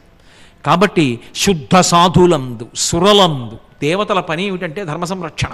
అది ధర్మచక్రం ఎప్పుడు తిరుగుతూ ఉంటుంది. అందుకే భాగవతం దశమస్కంధంలో అంటారు, మఖము చేయ వజ్రి మెదిసంతసింతును వజ్రి సంతసింప వానకురియు వానకురిసి గసము వసుమతిపై పెరగు గసము మేసి ధేను గణము బ్రతుకు. యజ్ఞం చేస్తే దేవతలకు హవిస్సు వస్తుంది, దేవతలకు హవిస్సు వస్తే సంతోషిస్తారు, సంతోషిస్తే వర్షం పడుతుంది, వర్షం పడితే పాడి పంట వస్తే మళ్ళీ యజ్ఞం చేస్తే మళ్ళీ దేవతలకు హవిస్సు, దేవతల హవిస్సు తింటే మళ్ళీ వర్షం పడితే పాడి పంట, మళ్ళీ యజ్ఞం. అదో ధర్మచక్రం తిరుగుతుంటుంది. కాబట్టి దీనికి దేవతలు రక్షకులు అయి ఉంటారు. కాబట్టి సురలందు ఆ దేవతలకు ఇవ్వవలసిన భాగములను తిరస్కరించినప్పుడు నేను అవతార స్వీకారం చేస్తాను. అది ధర్మానికి గ్లాని. కాబట్టి శుద్ధ సాధులందు సురలందు శృతులందు అసలు ఏది ధర్మం చెప్పవలసి వస్తే ప్రమాణమేది? వేదం. మొట్టమొదటి ప్రమాణం వేదం. అందుకే శృతిసాగర, ఆ వేదం ఎవరో కాదు, భగవంతుడే వేదం. నేను నా ఊపిరి ఒకటే అయితే, నా ఊపిరి వాక్కు అయితే నా వాక్కు నేనైనట్టు భగవంతుని యొక్క ఊపిరి వేదం అయితే భగవంతుడే వేదం, వేదమే భగవంతుడు. ఈ పున్నమికి గరుడ సేవ సమయంలో భారతదేశం అంతటి నుంచి 1500 మంది వేద పండితులు వచ్చి వేదం చదువుతూ ఉండగా భగవంతుడు ఆ ప్రదక్షిణంగా ఆ వెంకటాచలంలో ఆనంద నిలయం చుట్టూ తిరిగి వస్తాట. ఎంత గొప్ప సంకల్పం! ఈ మధ్యకాలంలో నేను ఎక్కడ వినలేదు. పౌర్ణమి నాడు గరుడ సేవలో గరుత్మంత వాహనం మీద స్వామివారు విహరించి వెడుతుండగా వెనకాతల 1500 మంది వేద పండితులు వేదం చదువుతుంటే వేదం చదువుకున్న వాళ్ళని చూసి ఎంత మురిసిపోతాడు, ఆ వేదనాదానికి ఎంత మురిసిపోతాడు, వేద మంత్రానికి ఎంత మురిసిపోతాడు. ఎంత గొప్ప ఉత్సవం! నిజంగా రాష్ట్రానికి దేశానికి కూడా అటువంటివి మంగళప్రదమైన కార్యక్రమములు. ఈ పౌర్ణమికి సంకల్పం చేసింది తిరుమల తిరుపతి దేవస్థానం.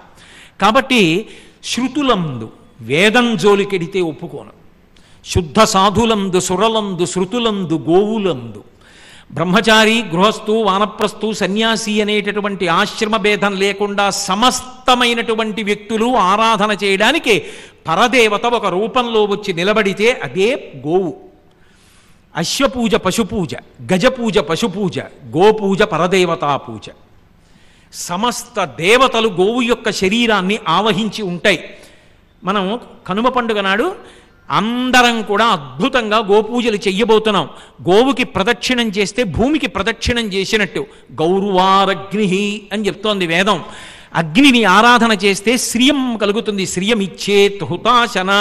శ్రేయస్సు అంటే కేవలం డబ్బు కాదు. ఏది ఆలోచన ఏ బుద్ధి కలిగితే మనందరం కూడా మంచి మార్గంలో పెడతామో అటువంటిది ఇవ్వగలిగినది గోవు. అగ్నితో సమానంగా ఇస్తుంది. అగ్ని కార్యం చెయ్యలేని వాడు గోవు దగ్గరికి పట్టుకెళ్ళి ఇంత గడ్డి పెడితే వాడు యజ్ఞం చేసినట్టే. గోవుకి ప్రదక్షిణం చేస్తే భూమికి ప్రదక్షిణం చేసినట్టే. కోటేశ్వరరావు చెప్పట్ల, శాస్త్రాలు చెప్తున్నాయి. అసలు గో సంబంధం లేని కావ్యం కానీ పురాణం కానీ నాకు చూపించండి. ఏ పురాణం చదవండి, ఏ కావ్యం చదవండి, గోవు గురించి ఉంటుంది. గోసూక్తం ఉంది వేదంలో. అంత గొప్ప గోవు. ఆ గోవుల జోలికి వెడితే, గోవులు హింస పొందితే నేను అవతార స్వీకారం చేస్తా. శుద్ధ సాధులందు సురలందు శృతులందు గోవులందు విప్రకోటియందు. ఆ వేదాన్ని నమ్ముకుని బ్రతుకుతున్న వాళ్ళ జోలికెడితే నేను అవతార స్వీకారం చేస్తా. విప్రకోటియందు ధర్మ పదవియందు. ధర్మానికి వ్యతిరేకంగా మాట్లాడినా, ధర్మాన్ని చులకన చేసి మాట్లాడినా, ఇవన్నీ పెద్ద పాటించడం ఎందుకండి అని అక్కర్లేని అర్ధరహిత ప్రసంగాలు చేసినా నేను అంగీకరించను. వాడి తుద ముట్టిస్తాను. కాబట్టి ధర్మ పదవి ఎందు తవిలి నాయందు చిట్ట చివరికి భగవంతుడు ఎక్కడున్నాడని దూషణ చెయ్యడం ప్రారంభం చేసిన, ప్రజలని పాడు చేసిన అవతార స్వీకారం చేస్తా. ఇవి నేను రావడానికి కారణాలని చెప్పాడు భాగవతంలో. కాబట్టి ధర్మము అన్న మాట యందు భగవంతుడు కూడా ఎంత అనురక్తి పొందుతాడో చూడండి. బాగా గమనించవలసిన విషయం ఒకటి చూడండి. ధర్మాచరణమునకు ప్రతిబంధకములుంటాయి. నిన్నను మీకు ఒకటి చెప్పా, మనసుకు ఒరిపిడి కల్పించేది ఏది అంటే పక్కవాడి అధర్మము అని. ధర్మాన్ని పాడు చేసేటటువంటివి రెండు ఉంటాయి. బాగా జ్ఞాపకం పెట్టుకోవాలి. ఒకటి కామము, రెండు క్రోధము. అలివిమాలిన కోరికలు లోపల తప్తమైపోతే మనస్సు ఒక కోరికని తీర్చుకోవాలని ధర్మాన్ని వదిలిపెట్టేస్తాడు. కామాన్ని నిగ్రహించుకో అని చెప్పడం, కామాన్ని వదిలిపెట్టు అని చెప్పడం అంత తేలిక కాదు. నేను పట్టుకున్నదైతే నేను వదిలేస్తాను. ఈ దండ నేను వేసుకున్నాను అనుకోండి, నేను తీసి పక్కనెట్టేస్తాను. ఈ లాల్చీ నేను వేసుకున్నాను, తీసేసి పక్కనెట్టేస్తాను. ఈ పంచె నే కట్టుకున్నాను, విప్పి పక్కన పడేస్తాను. మెడలో రుద్రాక్షలు నేనేసుకున్నాను, తీసి పక్కన పెట్టేస్తాను. కామం నేను పట్టుకోలేదు, నన్ను కామం పట్టుకుంది. ఇప్పుడు అది నన్ను వదలాలి. అంతేకాని నేను దాన్ని వదలడం ఏమిటి? నేను పట్టుకుంటే నేను వదులుతాను, అది నన్ను పట్టుకుంటే నేను ఎలా వదులుతాను దాన్ని? అది నన్ను వదలాలి. అది భారతీయ శాస్త్రముల యొక్క గొప్పతనం. నువ్వు కామాన్ని వదులని చెప్పలేదు, కామం వదలడానికి మార్గం చెప్పింది శాస్త్రం. ధర్మం పట్టుకోవడానికి, కామం వదలడానికి అశాస్త్రీయమైన కామం, ధర్మముతో ముడిపడని కామం. ఈ చక్కెర పొంగల్ తినాలనుంది, ఏం తప్పు? గృహస్థాశ్రమంలో ఉన్నవాడు తినకూడదు? చక్కగా మా ఆవిడ్ని విరిచి చక్కెర పొంగల్ ఉండవే అని చెప్పి రేపు పొద్దున వెంకటేశ్వర స్వామి వారికి నైవేద్యం పెట్టుకుని వచ్చిన అతిథికి పెట్టి నేను తినచ్చు. కానీ రావణుడికి పుట్టిన బుద్ధి మాత్రం పుట్టకూడదు, అది ప్రమాదం. కాబట్టి ధర్మముతో ముడిపడినటువంటి కామము పర్వాలేదు, అలివిమాలిన కామము పుడితే నిగ్రహించుకోవడానికి మార్గం, ధర్మంలో నిలబడడానికి మార్గం చెప్పినటువంటి అద్భుతమైనటువంటి ధర్మము సనాతన ధర్మము. అందుకే హిందీలో మార్గం చెప్పారు, మాతృవత్ పరదారేషు అన్నారు. ప్రహ్లాదుడి గుణాలు చెప్తారు, తన యందు అఖిల భూతములందు సమహితత్వం, ఒక భంగి సమహితత్వంబున బరగువాడు అంటారు. కన్నుదోయికి అన్య కంతలడ్డంబైన మాతృభావన చేసి బరగువాడు. ఎప్పుడైనా సరే అలివిమాలిన కామం మనసుని తప్తం చేస్తే ఆ కామాన్ని నిగ్రహించడానికి మార్గం శాస్త్రం ఏం చెప్పింది అంటే మాతృభావన చెయ్యి. నేను పొద్దున్న నిద్ర లేచినప్పుడు ఏ కంచి కామాక్షి పరదేవతని ఉపాసన చేస్తానో ఆ కామాక్షి పరదేవతని నీ ఎదురుగుండా కనపడినటువంటి స్త్రీమూర్తి యందు చూడు. నన్ను అనుగ్రహించడానికి నేను ఇంతకాలం పూజలో ఏ తల్లి పాదాలు పట్టుకున్నానో ఆ తల్లి ఇవాళ నా కళ్ళ ముందు ఇలా వచ్చి నిలబడింది అన్న భావన చెయ్యి.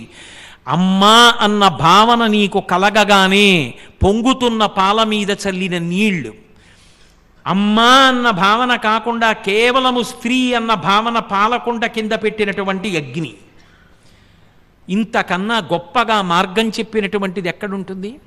అందుకే మాతృవత్ పరదారేషు పరద్రవ్యాన్ని లోష్టవత్.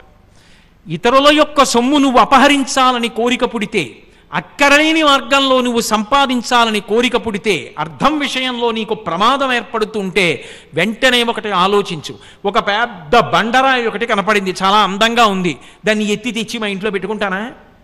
నాది కానిది, నాకు న్యాయార్జితము కానిది నాకు బండరాయి నాకు అక్కర్లేదు. రామకృష్ణ పరమహంస మనశ్శుద్ధి గురించి ఒక మాట చెప్తారు. వెనకటికి ఒక దంపతులు ఇంటి నుంచి బయలుదేరారు. ఇక మనం ఇల్లొద్దు ఏం వద్దు, బతికున్నంతకాలం తీర్థయాత్రలు చేస్తూ జీవితాన్ని గడిపేద్దామని బయలుదేరారు. ఇద్దరూ వెడుతున్నారు. భర్త ముందు నడుస్తున్నాడు, భార్య వెనక నడుస్తోంది. ఆ వెడుతుండగా అక్కడ ఒక పెద్ద బంగారు కడియం కనపడింది.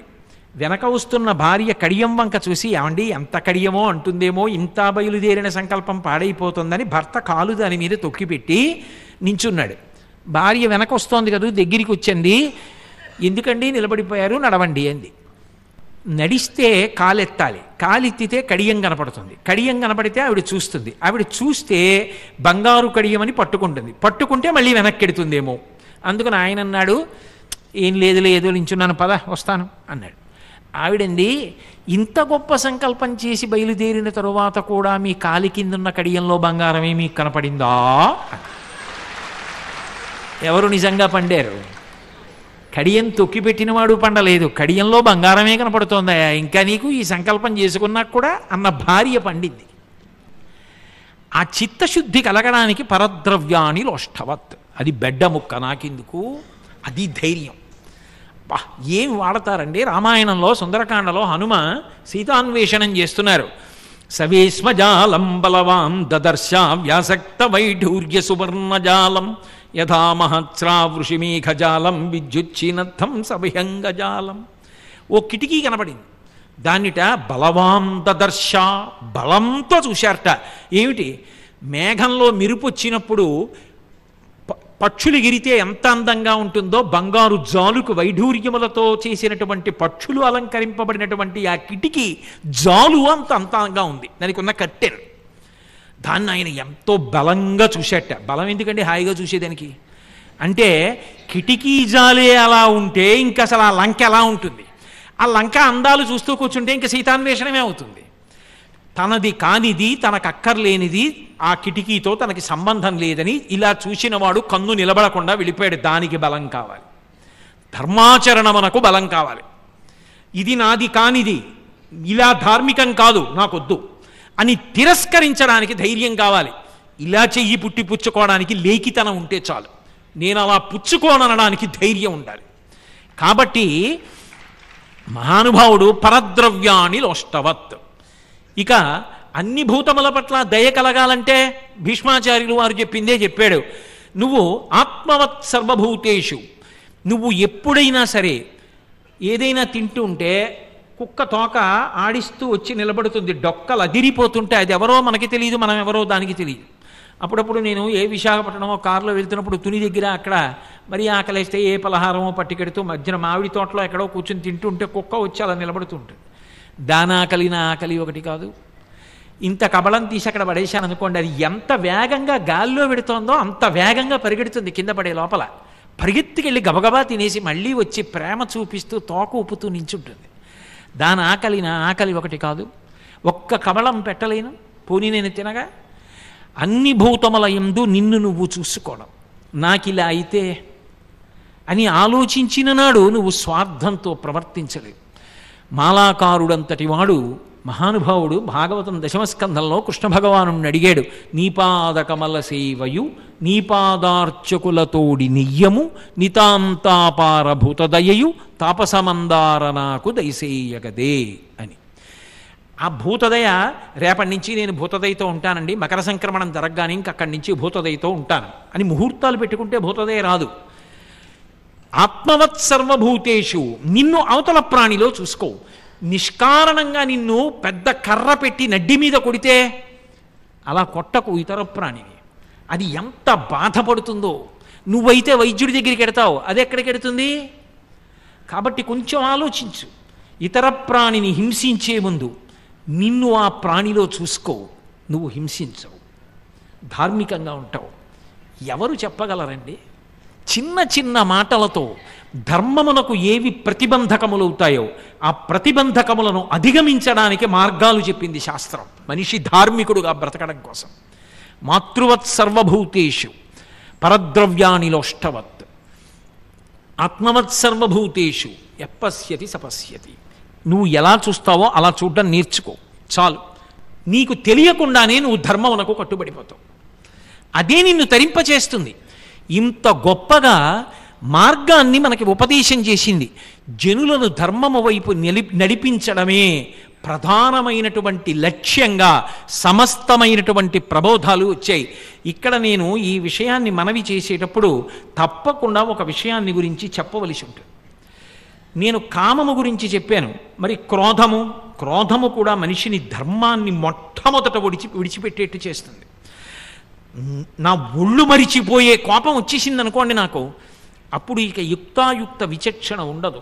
ఇది నేను చెయ్యవచ్చా, ఇది నేను చెయ్యకూడదా అన్న మాట ఉండదు. ఇంకా అది ఎంత అధర్మం చేయించేస్తుందంటే, సుందరకాండలో హనుమంటారు, క్రుద్ధ పాపం న కుర్యాత్క క్రుద్ధో హన్యాత్కురూనపి క్రుద్ధ పరుషయావార్చ నరం సాధు నధిక్షిపేత్. ఆ కోపం వచ్చినవాడు పెద్దలని కూడా చంపేస్తాడు. ఆ కోపం వచ్చేసిన వాడు నోటి వెంట ఏ మాట వస్తుందో తెలియదు, వదరి మాట్లాడతాడు. అందుకే కోపము దగ్గరికి వచ్చేస్తోంది, ఆవహిస్తోంది అన్నప్పుడు ఎప్పుడూ పరిశీలనం చేసుకుంటూ ఉండు. అది నిన్ను ధర్మము నుంచి కిందకి జార్చేస్తుంది. ఎంత జార్చేస్తుంది అంటే ఇక చెప్పడం కష్టం. మళ్ళీ కొన్ని కోట్ల జన్మల వరకు పైకెత్తలేనంత కిందకి జార్చేస్తుంది క్రోధం. అది పరమశత్రు. అందుకే కోపాన్ని బాగా పరిశీలనం చేసుకో. నేను ఇలా వేలు చూపించి ఒకరిలో తెచ్చే మార్పు కన్నా ప్రేమతో అనునయంతో నేను తెచ్చేటటువంటి మార్పు శాశ్వతం. తప్ప ఇలా వేలు చూపించి నేను ఎంతకాలం ఎవరిని శాసించగలను? పరమ ప్రేమతో చెప్పినటువంటి మాటల వలన మార్పు వస్తుంది. అందుకే శాస్త్రం ఇప్పుడు అంత ప్రేమగా బోధ చేసింది తప్ప కఠినమైనటువంటి మాటలు మాట్లాడి మార్చే ప్రయత్నం చెయ్యదు. మనిషివి కనుక మనసు మారుతుంది అని సద్బోధ చేస్తుంది. అందుకు చదవాలి ఆర్షగ్రంథములు. క్యారెక్టర్ బిల్డింగ్ అంటే ఇంతకన్నా ఏముంటుందండి? ఒక మనిషి కీర్తివంతుడు కావాలి అంటే, ఉదాత్తుడు కావాలి అంటే వాంగ్మయం చదివితే ఎందువలన గొప్పవాడు అవుతాడో తెలుస్తుంది. ఏమి, పాండురాజు గారు పిల్లల్ని పొందాలనుకున్నాడు. కుంతీదేవికి వరం ఉందని తెలుసు. ఆవిడ ఏ దేవతని పిలిస్తే ఆ దేవత వచ్చి సంతానాన్ని ఇస్తాడు. మొట్టమొదట వాయుదేవుణ్ణి పిలిచి భీమసేనుండి కనకూడదా? మహాబలవంతుడు పుడతాడుగా. ఇంద్రుడి యొక్క కొడుకుగా అర్జునుణ్ణి ముందు పొందకూడదా? మహాబలవంతుడు కదా ఇంద్రుడు. కాదు, మొట్టమొదట ధర్మదేవత వలన ధర్మరాజుని పొందు అన్నాడు. ఎందుకని? ధర్మము చేత కట్టబడని బలం కింద ఎంత ఉన్నా అనర్థదాయకమే. అది పతనమైపోతుంది, అది ఆవిరైపోతుంది, అది నిలబడదు కాలంలో. అది ఎంత గొప్ప బలమైనా అవచ్చు. ధర్మము చేత రక్షింపబడకపోతే అది లోకమునందు నిలబడదు. భగవంతుని యొక్క ఆగ్రహమునకు కారణమై అది నశించిపోతుంది. భీముడు వాయుపుత్రుడే కావచ్చు, పుట్టినప్పుడు కింద పడితే శిలలు బద్దలైపోవచ్చు. 1000 ఏనుగుల బలమున్నవాడు కావచ్చు, కానీ ధర్మము చేత రక్షింపబడకపోతే మాత్రం ఆ బలం పనికిరాదు. అర్జునుడు ఇంద్రుడి యొక్క కుమారుడే కావచ్చు, గాంధీవము చేత ఉన్నవాడు కావచ్చు, కవ్వడి కావచ్చు, 2 చేతులతో బాణములు వేయగలిగిన వాడు కావచ్చు. ధర్మము చేత రక్షింపబడకపోతే మాత్రం అర్జునుడు గెలవలేడు. ధర్మము చేత రక్షింపబడాలంటే తండ్రి తర్వాత తండ్రి లాంటి వాడు పెద్ద కొడుకు, అన్నగారు ధర్మాత్ముడైతే ఆ ధర్మము చేత మిగిలిన వాళ్ళు రక్షింపబడి శాశ్వతమైన కీర్తి గణించి లోకమునకు ఆదర్శ పురుషులు అవుతారు. దాని వలన తండ్రిగా నా కీర్తి నిలబడుతుంది. అందుకే పెద్ద కొడుకుగా ధర్మరాజుని ధర్మదేవతని ప్రార్థించి పొందన్నాడు. ధర్మమునకు ఎంత పట్టాభిషేకం చేసింది భారతం. దాని వలన కదా పాండురాజు చరిత్ర శాశ్వతత్వాన్ని పొందింది. ధర్మజుడు లేని మిగిలిన తమ్ముళ్ళ యొక్క బలాబలాలు ఆలోచించండి మీరు. ఉంటారా? ధర్మరాజు వలన కాదు ఒకనాడు ఆ ప్రశ్నలన్నీ వేస్తే మళ్ళీ బయటికి రాగలిగారు. కాబట్టి యక్ష ప్రశ్నల సంఘటనలో ఎక్కడైనా సరే ధర్మం ఉన్నదా కింద ఉన్నవన్నీ రక్షింపబడతాయి, పైన ధర్మము లేదా కింద ఎన్ని ఉన్నా ఉండవు. అయ్యా మీకు చాలా డబ్బిస్తా అన్నాడు ఒక ఆయన. ఎంత డబ్బిస్తావు? నేను హెచ్చవేత చెప్తాను వేసుకో. 1 × 2 × 3 × 4 × 5 × 6 లెక్కేసుకుంటున్నాడు. అబ్బా ఎంత డబ్బు? 2 1 2 2 3 6 6 4 24 24 5 120 ఎంతో అని అలా లెక్క కట్టుకుంటూ వెళ్ళాడు పాపం. *0 అన్నాడు ఆఖరణ. ఏమైంది? ఎంత వచ్చినా ఆఖరణ 0 పెట్టి హెచ్చవేస్తే 0 ఇచ్చేదేం లేదు. ధర్మము చేత రక్షింపబడనది, ధర్మానుష్ఠానము లేనిది ఎంత ఉన్నా చివరికి 0. ధర్మము చేత రక్షింపబడినది చిన్నదైనా మర్రి చెట్టు విత్తనం.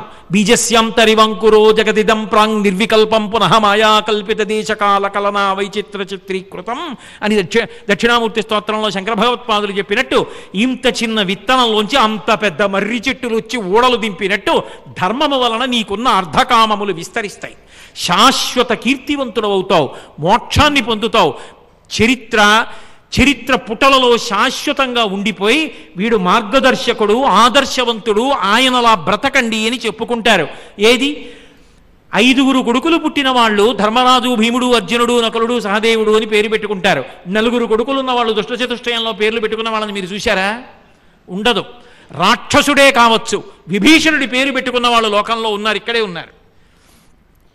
అంతేకాని ధర్మం పట్టుకొని వాడైనా అంత గొప్పవాడు కదండి, 10 తలకాయలు ఉన్నవాడు కదండి అని రావణాసురుడి పేరు పెట్టుకున్నవాడు ఉంటాడు ఆ లోకంలో? ఉండడు. ధర్మాన్ని పట్టుకున్న వాళ్ళు ఎవరో వాళ్ళ పేర్లు పెట్టుకుంటారు. ధర్మం పట్టుకున్న వాడి పేరు మన బిడ్డకు పెట్టుకుంటే వాడిలా అవ్వాలని మనం తాపత్రయపడుతున్నాం. ధర్మం ఎంత గొప్పదో చెప్పడానికి అదొక్కటి చాలదా? ధర్మం అనేటటువంటిది సర్వకాలముల యందు అనుష్ఠింపదగినది.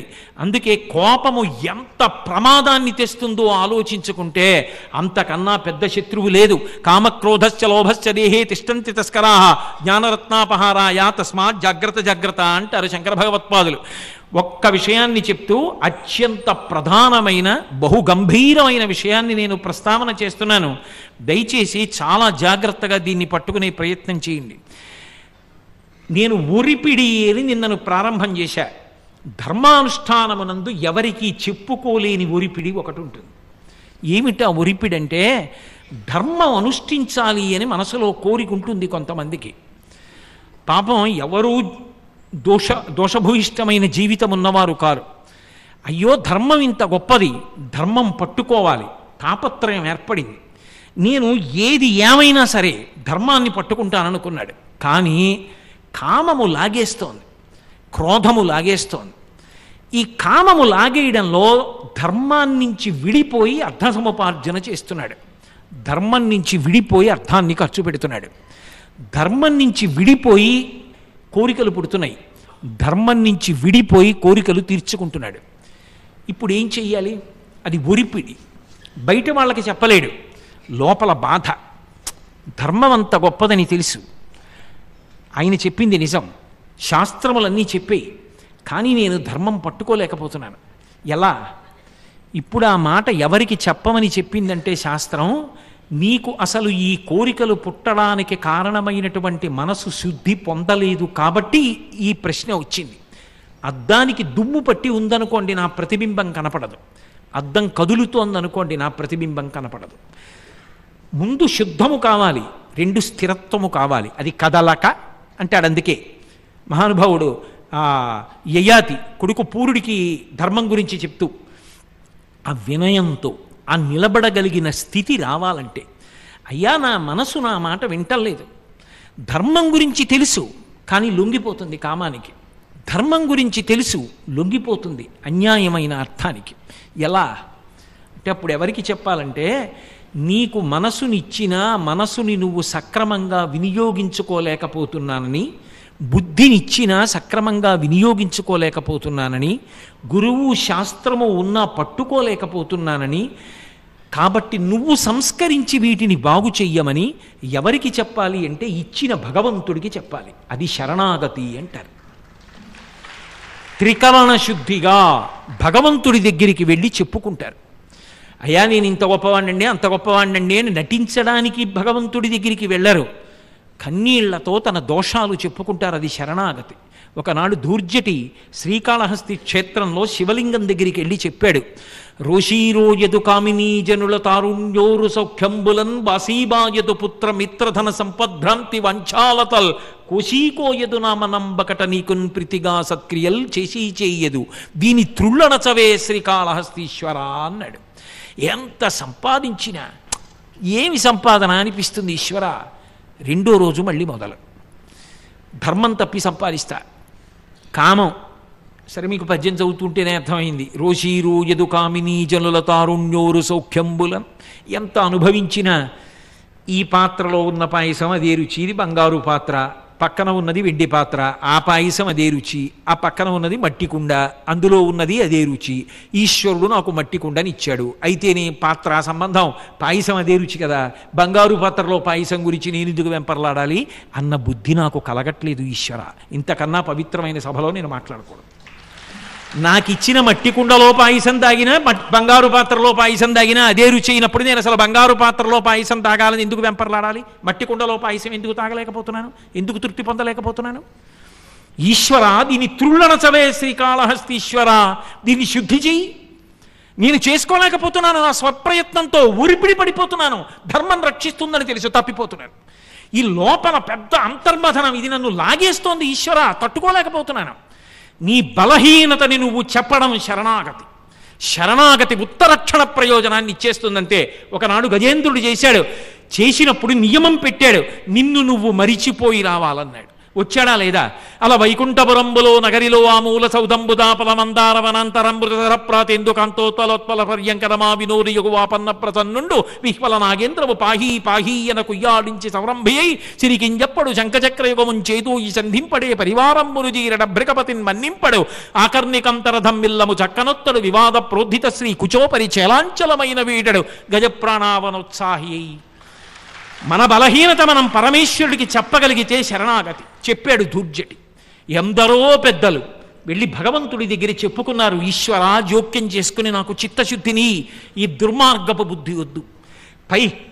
పైకి ఒకలా కనపడుతూ చెరువులో నిలబడిన కొంగ ఒంటికాలు మీద నిలబడి తెల్లగా ఉండి జపం చేస్తున్న దానిలో ఉండి చాప పిల్ల కనబడితే చటుక్కు నెత్తుకుపోయినట్టు నేను ఏ పంచ కడితే, ఏ లాల్చి కడితేనే, ఎంత విభూతి పెడితేనే, ఎంత బొట్టు పెడితేనే ఈశ్వర లోపల మనసు శుద్ధం కావట్లేదు, ఇది నన్ను ఈడ్చేస్తోంది, పరమేశ్వర జోక్యం చేసుకుని నన్ను కాపాడండి అని అడిగితే, నీ సాధనలో నువ్వు ఊంచుకోలేకపోతే, ధర్మాన్ని నువ్వు పట్టుకోలేకపోతే అప్పుడు ఈశ్వరుడు జోక్యం చేసుకుంటాడు. ఒక్క ఉదాహరణ చెప్పి నా ఉపన్యాసం పూర్తి చేస్తాను. ఒక రాజు యుద్ధం చేస్తున్నాడు, పక్కన సైనికుడు కనబడ్డాడు. ఒరే, రాత్రి 9 గంటలకు వచ్చి నా శిబిరంలో కలు అన్నాడు. మహారాజా, రాత్రి యుద్ధమైన తర్వాత శిబిరం దగ్గర మిమ్మల్ని కలవడానికి సామంతులు ఉంటారు, దండనాథులు ఉంటారు, ప్రధానమంత్రి ఉంటాడు, ఎందరో ఉంటారు, నన్ను ఎవరు పంపుతారు? సామాన్య సైనికుడు అన్నాడు. ఈ ఉంగరం ఉంచు అని తీసి విసిరాడు. వాడు ఉంగరం చూసి, మహాప్రభో ఇది మీ ఉంగరం కాదు, శత్రురాజు ఉంగరం. అందుకునేరా నువ్వు ఎవరిని అడగక్కర్లా, అది పట్టుకుని 9:15 అలా తిరుగు తీసుకొస్తారు వాళ్ళే. 9:15 శిబిరం దగ్గర దూరంగా తిరుగుతున్నాడు, నీకేం పనిరా ఇక్కడ అన్నారు. నేను చెప్పనన్నాడు. ఏమిటి ఇలా అంటున్నాడని ఒళ్ళు వెతికారు. శత్రురాజు ఉంగరం దొరికింది. అమ్మ, వీడిని తీసుకెడితే నాకు పదోన్నతి వస్తుంది, గబగబా రెక్కట్టుకుని రాజుగారి దగ్గరికి తీసుకెళ్లారు. 9:15 అయింది. మిగిలిన వాళ్ళని బయటికి వెళ్ళమని రాజు అన్నాడు. చూసావా, నా ఉంగరం ఉన్న వాళ్ళు పెద్ద క్యూలైన్ ఉంది, శత్రురాజు ఉంగరం ఉంది కాబట్టి నువ్వు వచ్చేసావు నా దగ్గరికి. నిజంగా నిన్ను బాధ పెడుతున్నదేదో, ఎందుకు ధర్మాన్ని పట్టుకోలేకపోతున్నావో, ఏది నిన్ను ఈడ్చేస్తోందో అది భగవంతుడితో చెప్పు. నీకు మనసిచ్చినవాడు, బుద్ధినిచ్చినవాడు, ఇంద్రియములనిచ్చినవాడు, శాస్త్రమునిచ్చినవాడు, గురువునిచ్చినవాడు, వేదమునిచ్చినవాడు, ధర్మముని చెప్పినవాడు వాడు. ఆయన చెప్పింది పట్టుకోలేకపోతే ఆయనకి చెప్పు, ఆయన జోక్యం చేసుకుంటాడు. జోక్యం చేసుకుని నీ మనసుని శుద్ధి చేస్తాడు, నీ మనసు మారుస్తాడు, నువ్వు ధర్మం పట్టుకునేటట్టు చేస్తాడు. ఇంకేం చేయాలి ఈశ్వరుడు? ఇన్ని చేశాడు ఆయన. చేసి ధర్మం పట్టుకోరా అంటున్నాడు. అయినా పట్టుకోనంటే ఇక చెయ్యగలిగినది ఉండదు. కానీ మీ అందరూ ప్రాజ్ఞులు. ఇంత గొప్ప సభలో, ఈ తిరుపతి పట్టణంలో, ఇంతటి మహాద్భుతమైనటువంటి క్షేత్రంలో ఇటువంటి పర్వదినాలకి ప్రారంభంలో దక్షిణాయనం పూర్తవుతున్నటువంటి రోజులలో మీ వంటి భాగవతోత్తముల మధ్య కూర్చుని ప్రదోష వేళలో ప్రారంభం చేసి ధర్మము యొక్క వైశిష్ట్యం గురించి మాట్లాడగలిగినటువంటి అదృష్టాన్ని నాకు కృప చేసినటువంటి ఆ శ్రీవేంకటేశ్వరుడి పాదార విందములకు సాంజలిబంధకంగా నమస్కరిస్తూ, ప్రత్యేకించి భారతదేశంలో ఉన్నటువంటి యువత ధర్మము యొక్క వైశిష్ట్యాన్ని గమనించి ఆర్షవాంగ్మయాన్ని బాగా పరిశీలించి ధర్మమునందు అనురక్తులై పూర్వవైభవం ఈ దేశానికి వచ్చేటట్టుగా ధర్మము 4 కాళ్లతో నడిచేటట్టుగా చెయ్యగలిగినటువంటి రోజుని ఈశ్వరుడే ఏర్పాటు చెయ్యాలని నేను ఆయనని ప్రార్థన చేస్తూ మీ అందరికీ నా హృదయపూర్వకమైనటువంటి ధన్యవాదములను ఆవిష్కరిస్తూ, మంగళాశాసనపరై మదాచార్య పురోగమై సర్వైశ్చ పూర్వైరాచార్యై సత్కృతాయాస్తు మంగళం. మంగళం కౌసలేంద్రాయ మహనీయ గుణాత్మనే చక్రవర్తి తనూజాయ సర్వభౌమాయ మంగళం. ఉమాకాంతాయ కాంతాయ కామితార్థప్రదాయినే శ్రీగిరీశాయ దేవాయ మలినాథాయ మంగళం. సర్వం శ్రీ ఉమామహేశ్వర పరబ్రహ్మార్పణమస్తు.